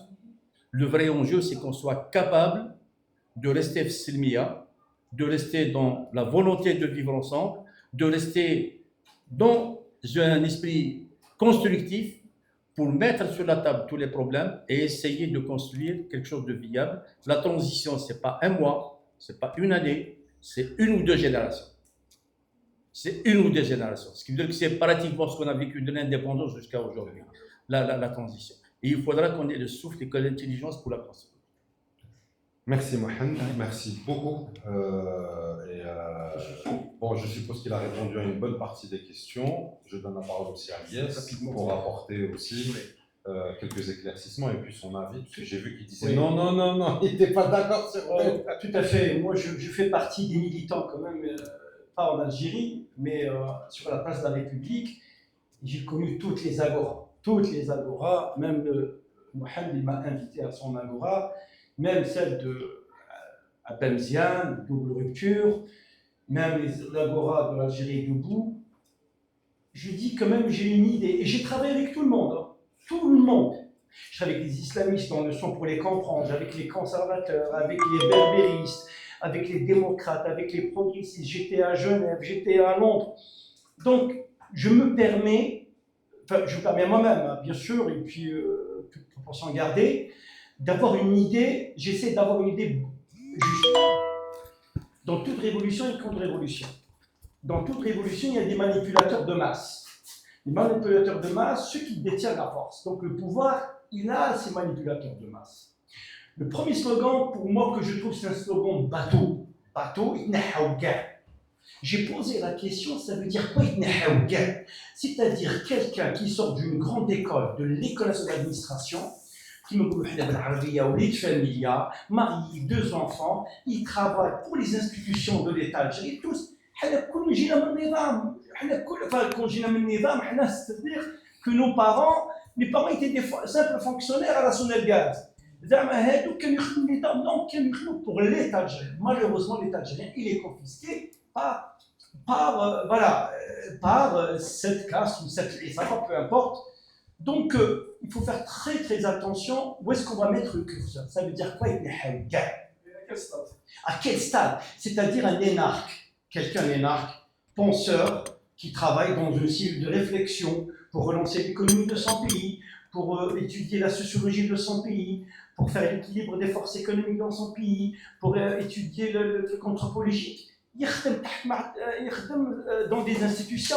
Ces institutions sont des institutions de l'État algérien. L'État algérien est confisqué. Donc, vous avez enlevé qui ceux qui ont volé, ceux qui sont à l'origine de cet étranglement de notre pays. Le deuxième slogan, les généraux à la poubelle. J'ai toujours dit d'où la Madania Machi Askaria. Ça ne veut pas dire que l'Askar Taïchou, non, loin de là. Chaque fois, je me dis que le Magharibi, Salim, ou là, comment il s'appelle, je dis, moi, nous avons besoin de notre armée. Et cette armée, elle a été confisquée, elle a été instrumentalisée. Le jour des bas, c'est ça. Mais c'est pas comme le général. Il y a combien de généraux fait le net? Il y a 800, 750. Apparemment, que des généraux. Il y a des généraux qui sont intègres. Il y a Ben Hadid qui est un général intègre. Maintenant, est-ce qu'il est intègre ou pas? C'est pas moi qui le dis. C'est, comment il s'appelle? Hissam Khali, il a dit c'est l'officier le plus complet, le plus intègre. Mais peut-être qu'il a pensé à sa pomme au moment du déclenchement du Hirak. Le général, le docteur il aurait dû arrêter. Il y a un déclenchement populaire, il y a un mouvement citoyen, et tu te retires, tu laisses. Après, c'est la raison pour laquelle, peut-être les ténors qui étaient avec lui, ils sont retirés. Moi, j'ai posé la question à Zobida Rassoul quand elle est venue à Paris. Je lui ai dit, mais franchement, un peu de loyauté. Elle m'a dit, non, Yes, attention, il faut savoir, il faut utiliser les bons. Je dis, moi, vous l'avez lâché complètement. Vous l'avez lâché complètement. Et voilà, bref. Donc, on essaie de savoir les slogans qui sont contre-productifs. Un autre slogan, même Ali m'a toujours corrigé, Mourad Difsari m'a toujours corrigé. إسقاط النظام، لا أريد إسقاط النظام، بهذا النظام Le départ, et je me rappelle, il y avait quelqu'un. Non, il sera. Oui, mais quand même, ça s'apparente. Moi, je travaille avec. Je ne sais pas si on peut dire, moi, parce qu'on était dans l'Interco, et puis nous, quand on signait à la fin, le départ du militaire pacifique est progressif. C'est important, progressif. On ne peut pas avoir tout en même temps. Les choses se font. Les révolutions, c'est dans le temps long. En même temps aussi, j'ai assisté à des émissions ou à des conférences. On est dans la révolution. À un moment donné, le temps révolutionnaire, tu le mets de côté et tu prends le temps politique. Est-ce qu'on peut chapeauter en même temps le temps révolutionnaire? Mais chez Guevara. Chez Guevara, dans les années 50-60, peut-être ça a joué, mais maintenant, il y a le soft power, il y a la façon comment pousser, comment alerter les instances internationales, comment neutraliser, comment dénoncer. Même en lâche des caisses, qu'on soit d'accord ou pas, il a donné des cours à ce régime, qu'on soit d'accord ou pas. Moi, je ne juge pas le personnage, la méthode, mais sa méthode était efficace, parce qu'il a mis à mieux ce régime. Donc, il y a certains slogans qui étaient contre-productifs. La manipulation a été déjà faite en activant l'article 102 quand Gaïd Saleh Mohamed il a déclaré la vacance du pouvoir pour neutraliser Bouteflika et surtout l'activation de l'article 7 et 8 Sharaïa al-Shab où ils disent comment un régime depuis 62, régime militaire Khawa Khawa, Shab le Jish Khawa Khawa, mais c'est le slogan le plus trompeur de tous les temps. C'est-à-dire, il a trompé tout le peuple. C'est-à-dire, il a dit c'est le temps aux décideurs, la compagnie, c'est-à-dire dans l'antichambre, ils ont des têtes pour réfléchir. Avec nous, il y avait Qaïdi, on nous a dit que Qaïdi, c'est lui qui est en train de préparer un petit peu la contre-offensive. La place de la République, qui était derrière, tout le monde le savait, Shafiq Moussbah. Derrière qui? Comment? Derrière qui? Enfin, Shafiq Moussbah, c'est lui qui a cassé la place de la République. En travers qui? Non, mais je ne dis pas. Non, mais c'est important, là, tu Non, donnes moi, une je dis information pas. importante. Non, je ne dis pas. Tu sais, il faut toujours parler en implicite. Parce que Non, c'est important. Si tu Allez, considères que c'est c'était Shafiq un Moussbah. premier, non, c'est le deuxième. Non, mais aussi. Non, je ne cite pas. Non, mais Shafiq Moi, c'est Moussbah. moitié. Non, mais Shafiq Moussbah, il a joué un petit peu moins. Oui, mais il a joué en travers qui? Non, Je ne sais moi, pas. Non, mais je ne dis pas. Moi, j'ai pas dit. Non, je ne sais pas. Mais je dis Shafiq. Oui, peut-être. Est-ce que via. Alors, je vais essayer d'exprimer. C'est-à-dire, il sait que Shafiq Moussbah est derrière. Par contre, il n'a pas de preuves concrètes via qui il a utilisé son venin afin de faire. Tout le monde. Maintenant, si quelqu'un d'autre a une preuve concrète, Oui. qu'il avance. Moi, je suis rationnel. Il faut apporter les preuves. Il n'y a pas de preuves. S'il y a un truc, on avance en implicite. J'avance en explicite, je suis porteur de preuves. Donc la manipulation est toujours pratiquée par le régime. Je veux dire, enfin, moi j'ai entendu parler, écoute, Chad, peut-être ou le Chad. Qui est le régime?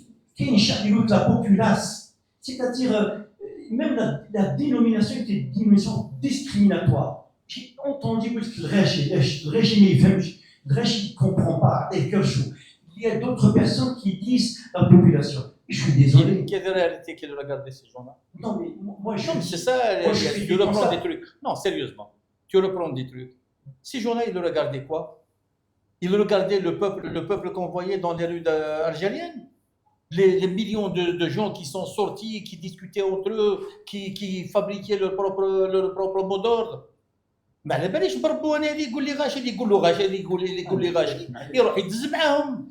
Je peux pas reprendre. Et tu penses que c'est recevable ces gens-là? Non, je dis pas que Tu penses que... Non, mais sérieusement, ils font tu partie mets... du Hirak. Non, il faut pas partir du Hirak. Le Hirak, c'est ce qu'on a vu Parce que dans la réalité. Non, le Hirak, c'est ce qu'on a vu dans la réalité. Et les gens qui plus haut qu'eux, ils n'ont qu'à aller là où ils veulent. Ils n'ont qu'à aller là où ils veulent. Quand tu as un peuple qui a fait ce qui a été fait dans le Hirak, des gens devraient avoir honte de prendre la parole. Ils devraient avoir honte de prétendre encore avoir une opinion publique, une parole publique. On a reçu des leçons. On a reçu des leçons. علمونا الناس واش هي السياسة. فلاحين مساكن, des petits fonctionnaires, des femmes au foyer, ils nous ont appris ce qu'est la politique. Les gens, ils étaient dans la rue, Ils savaient qu'ils ne pensaient pas de la même manière et ils se respectaient. Les gens étaient dans la rue, ils savaient qu'ils n'avaient pas les mêmes conditions de vie et ils marchaient ensemble. On a la prétention, ouais, non, c'est des rachis, non, c'est des gens qui ne comprennent pas. Non, c'est pas recevable. Juste, au fait, moi, quand je vois dans le Hirak, moi, je ne mets pas la condition sociale. Parce que les revendications sont légitimes de tout le monde. Un médecin peut s'identifier avec le Hirak. Je veux dire, une femme de service, elle peut s'identifier avec le Hirak. Donc, je ne mets pas la condition sociale. C'est-à-dire, notre mouvement révolutionnaire ou la politique, vous l'appelez comme vous voulez, il n'y a pas de système de caste. On est tous pour le changement. Le changement principal, c'est le changement de gouvernance. C'est le changement de la base de commandement. C'est le départ des militaires, pas le départ, on va les jeter à la mer, loin de là. C'est-à-dire le retour des sakanat, le retour dans les casernes et laisser le civil demander. Même Chab, le peuple, parce que la parole revient au peuple, je suis d'accord avec toi, mais le peuple a besoin d'une élite. Elle est où cette élite? Même Chab, il disait, c'est-à-dire pourquoi il ne voulait pas structurer, c'est pas le moment. Nokhba Baina, c'est juste rapide. Nokhba, c'est Tajaddit, Mohamed Tajaddit, c'est Brahim L'Alami, c'est les jeunes qui étaient en train de se battre sur le terrain. Ces jeunes-là, ils nous ont donné des leçons, on doit le comprendre. En tout cas, juste pour finir rapidement, je veux dire, moi je rejoins sur cette question. Le Hirak reviendra peut-être sous d'autres appellations ou là sous d'autres mouvements. J'espère qu'il ne va pas revenir sous forme violente, parce que on entend parler que peut-être la violence, elle peut être une nécessité historique. Cette question ne doit pas être laissée, doit être écartée de façon définitive, parce que le Hirak, il est né dans les entrailles de la Silmiya et notre mouvement est Silmiya. Il faut que le régime comprenne que la Silmiya est une épreuve de force morale et pas une faiblesse. Et je veux dire que ça prend le temps. Toutes les révolutions, c'est le temps long. Il ne faut pas confondre le temps révolutionnaire, on n'est pas des Che Guevara, et le temps politique. Et toi, comme tu es adepte, et nous sommes tous adeptes du congrès de la Soumane, et on est adepte je veux dire, du politique, la primauté du politique sur le militaire, tu sais bien qu'il faut renforcer le volet politique. Même, est-ce que كاين واحد qui n'est plus de ce monde, الله يرحمه,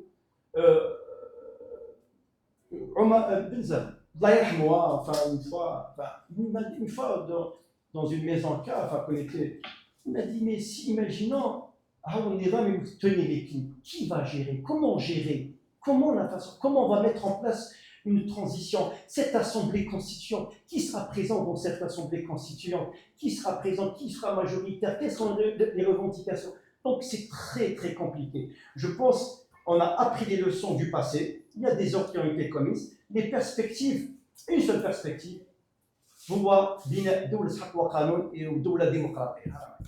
Merci Lies. Alors on a une question de notre invité. Non, un commentaire. Un commentaire. Je pense un commentaire.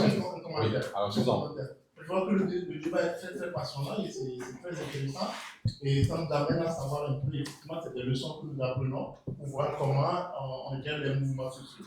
Effectivement, quand un mouvement naît comme ça, et s'il n'y a pas vraiment des personnes assez, je dirais pas matures, mais assez posées pour pouvoir continuer de gérer le mouvement social, parfois qu'il soit un mouvement qui est né de lui-même ou bien qu'il soit une manipulation du régime, ben, parfois ça risque d'aller dans tous les sens. Parce que je rappelle que même en France, dans les années 1789, c'est le roi Louis XIV qui a convoqué les États généraux. Mais les États généraux étaient obligés de se retourner contre lui avec le coup d'État de Napoléon Bonaparte.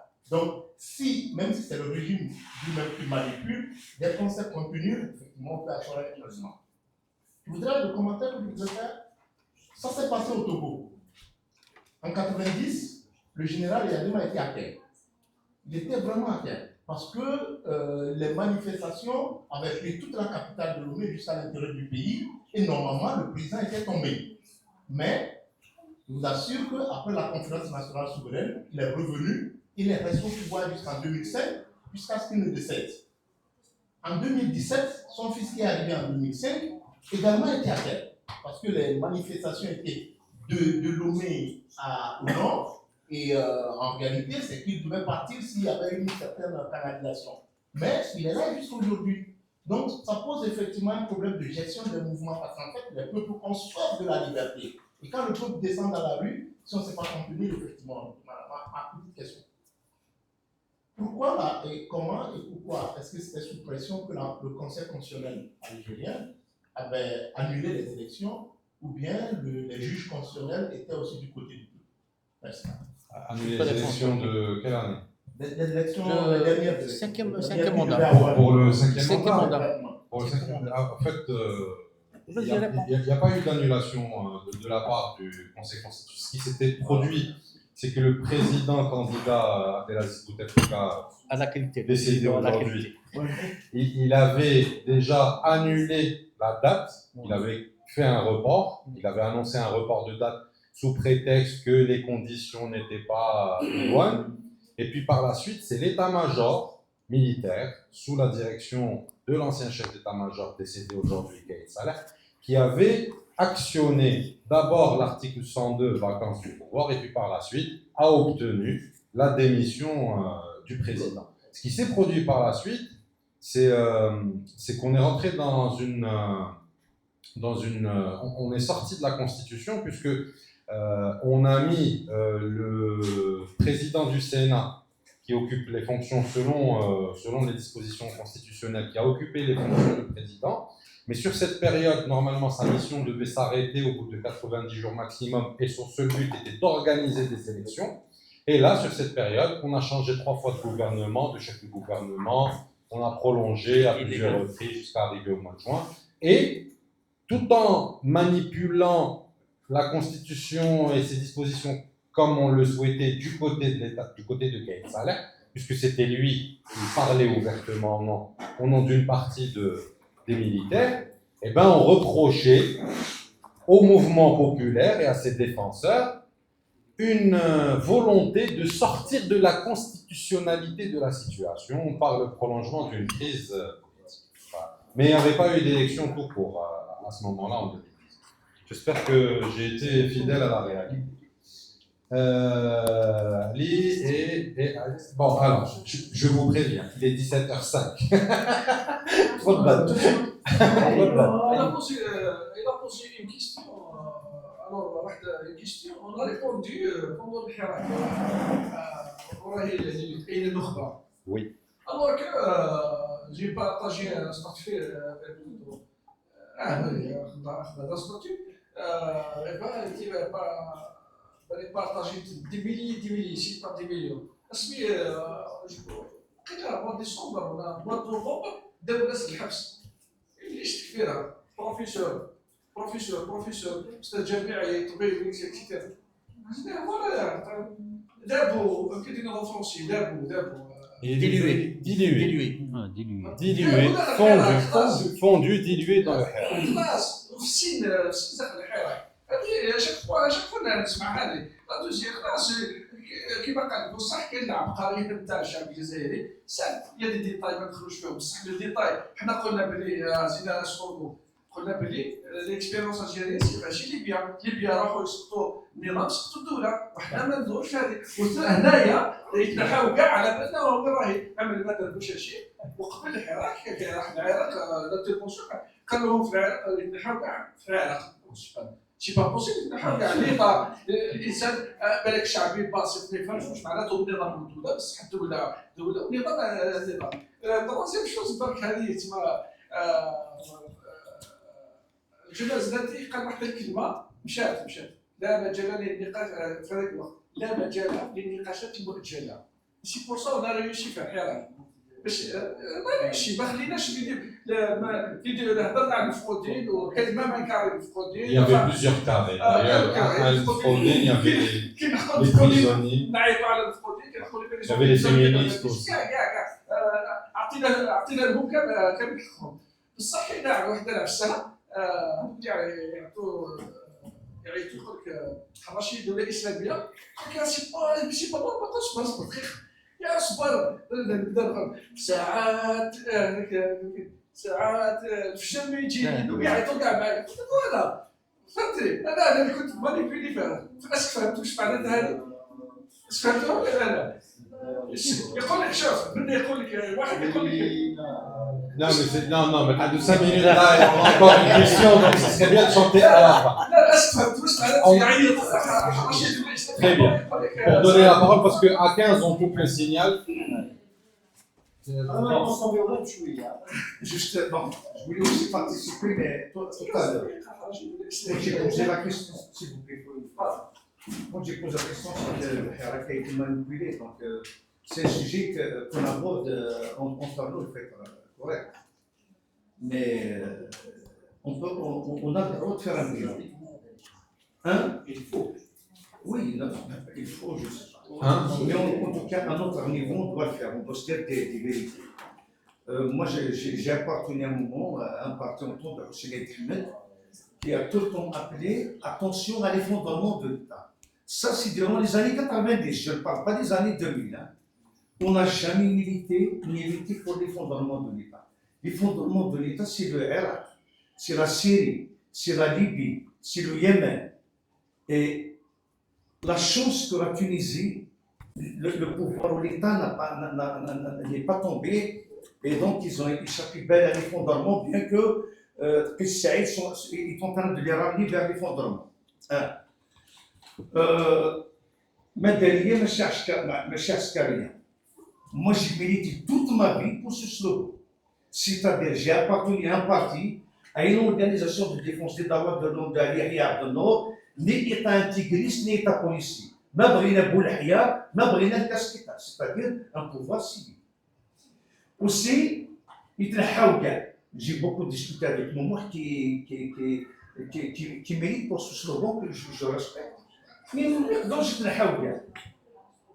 si l'Afrique du Sud est encore debout, parce que maintenant, si la Tunisie, oui, ils pourris. Ceux qui sont impliqués dans les violences, ceux qui sont impliqués dans les massacres, même dans les fonds, c'est-à-dire casser justement cet État. Aussi, on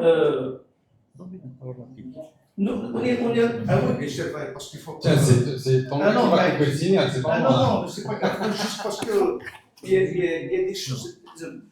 D'abord, il faut reconnaître que le Hirak a été pris en otage par un groupe, par un clan, qui a refusé. Ils ont pris, le Hirak a été pris par un clan qui se dit Nourba. Nourba ou Khatna. Moi, je sais une chose.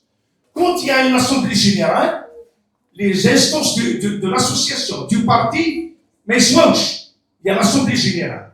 Qui خرج الشعب الشارع ما بقاش النخبة ما بقاش حزب.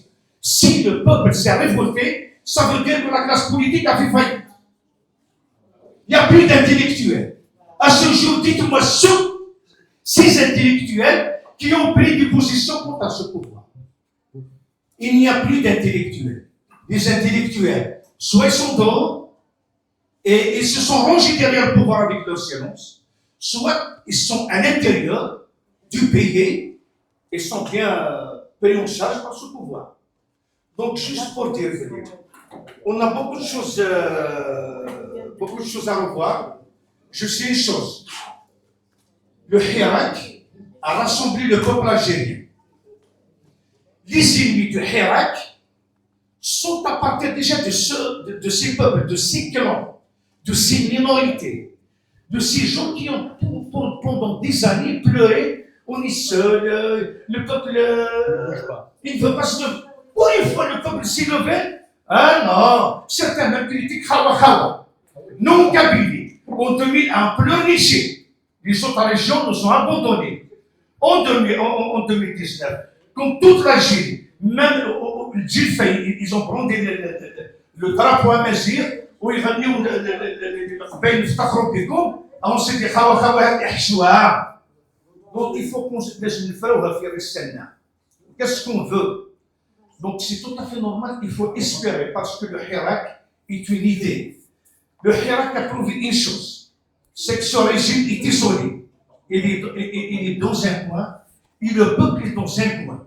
La grandeur de ce peuple, même il a été empêché de mener une campagne de boycott des élections, le pouvoir a fait tout seul sa campagne, eh bien, il a eu zéro. La population n'a pas eu la possibilité de mener une campagne de boycott. Il y a eu un boycott massif, pas seulement au Kabylie. Donc, c'est ce Hirak qui a renforcé cette unité et qui a trouvé que le défort s'est consommé. Donc, en tant que militant, en tant qu'organisation, en tant que parti politique, il faut qu'on reste mobilisé parce que le pouvoir est conscient que le peuple l'attend au virage. Je vous remercie. Alors, encore deux internes, s'il vous plaît. La dame devant et les deux, ils ont demandé, les deux auront le micro. Donc moi, comme d'habitude, les termes techniques, c'est pas mon délire, les politiques, c'est pas mon délire aussi. D'ailleurs, je ne fais pas partie du parti politique, ratane de la politique, parce qu'il n'y a pas de justice chez nous. Donc voilà, ce que je veux dire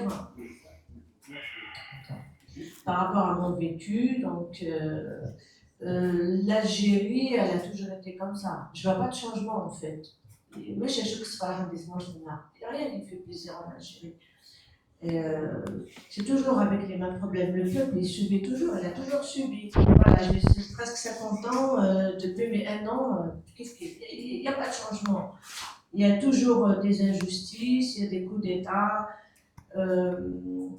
Après, comme les gouvernements, enfin ceux qui président ou qui tiennent le pays, c'est des malins, ils essaient des fois, pour les mêmes buts, ils étudient, ils changent juste les stratégies. Par exemple, ils font tout pour diviser le peuple. D'accord? Ils font un sol et par exemple, entre Qabaïl ou Al-Arab. Tu vois? Je vous donne juste un simple exemple. La République. J'ai été 2 fois. Là, j'étais déçue. Pourquoi j'étais déçue? Normalement, quand tu te bats, tu sors avec. Vous sortez pour demander quelque chose, une justice ou quoi que ce soit. Normalement, il faut qu'il y ait qu'une seule voix. Vous êtes d'accord?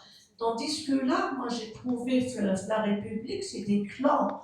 Ce n'est pas que des clans, mais aussi, j'ai vu qu'un truc, c'est provocation. Les citoyens kharjou pour plaider quelque chose, parce que c'est le problème de tout le monde. Même ça, il provoque l'autre. À chaque fois, il provoque l'autre. Donc, en plus, il n'y a pas que ça. C'est chacun défend ses objectifs personnels.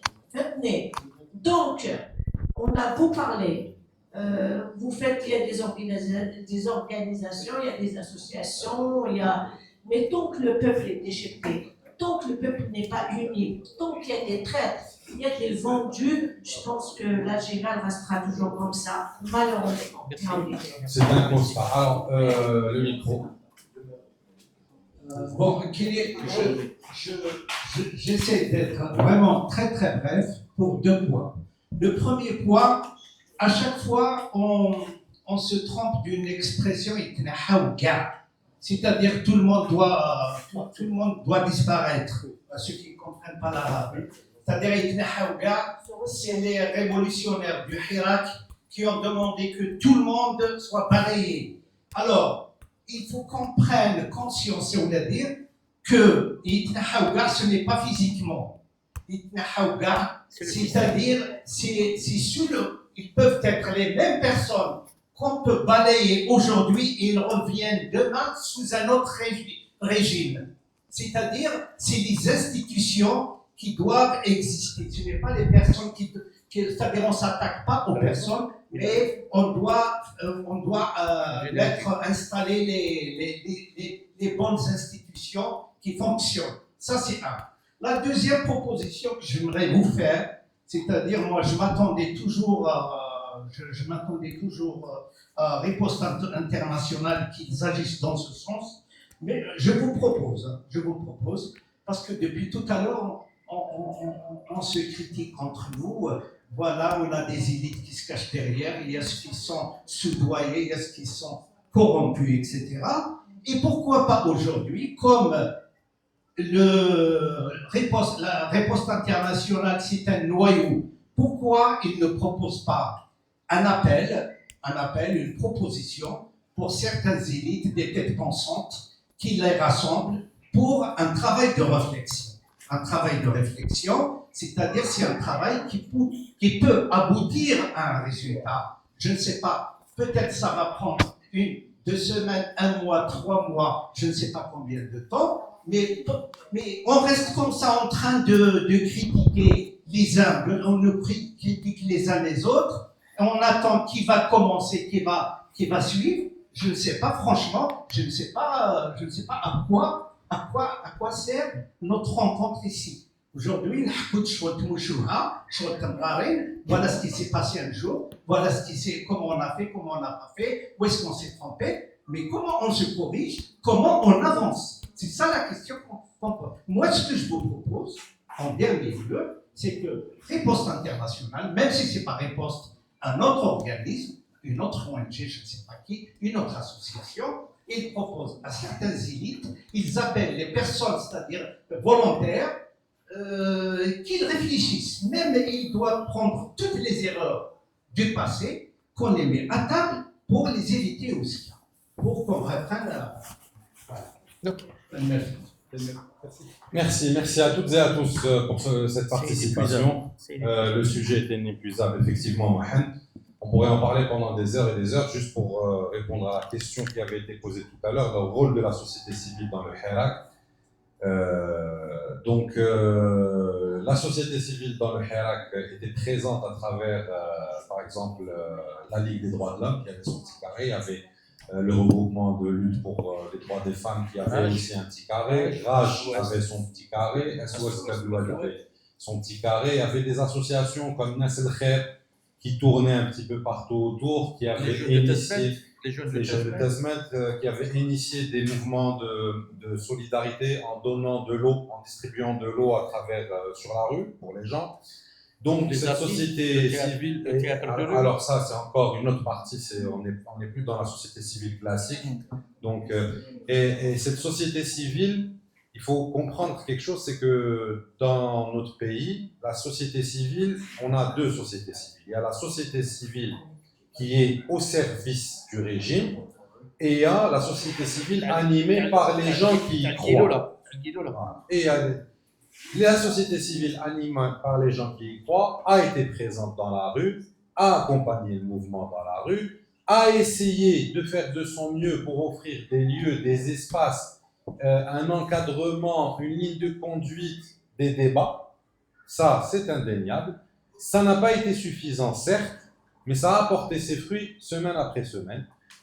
La société civile affiliée au régime, ils sont fait des comptes en banque assez bien remplis, j'ai envie de dire.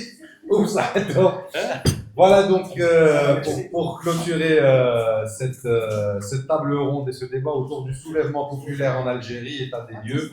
J'espère que chacun a pu exprimer le fond de sa pensée. Ah oui, quoi encore? J'ai clôturé, il n'y a plus rien à dire. Alors,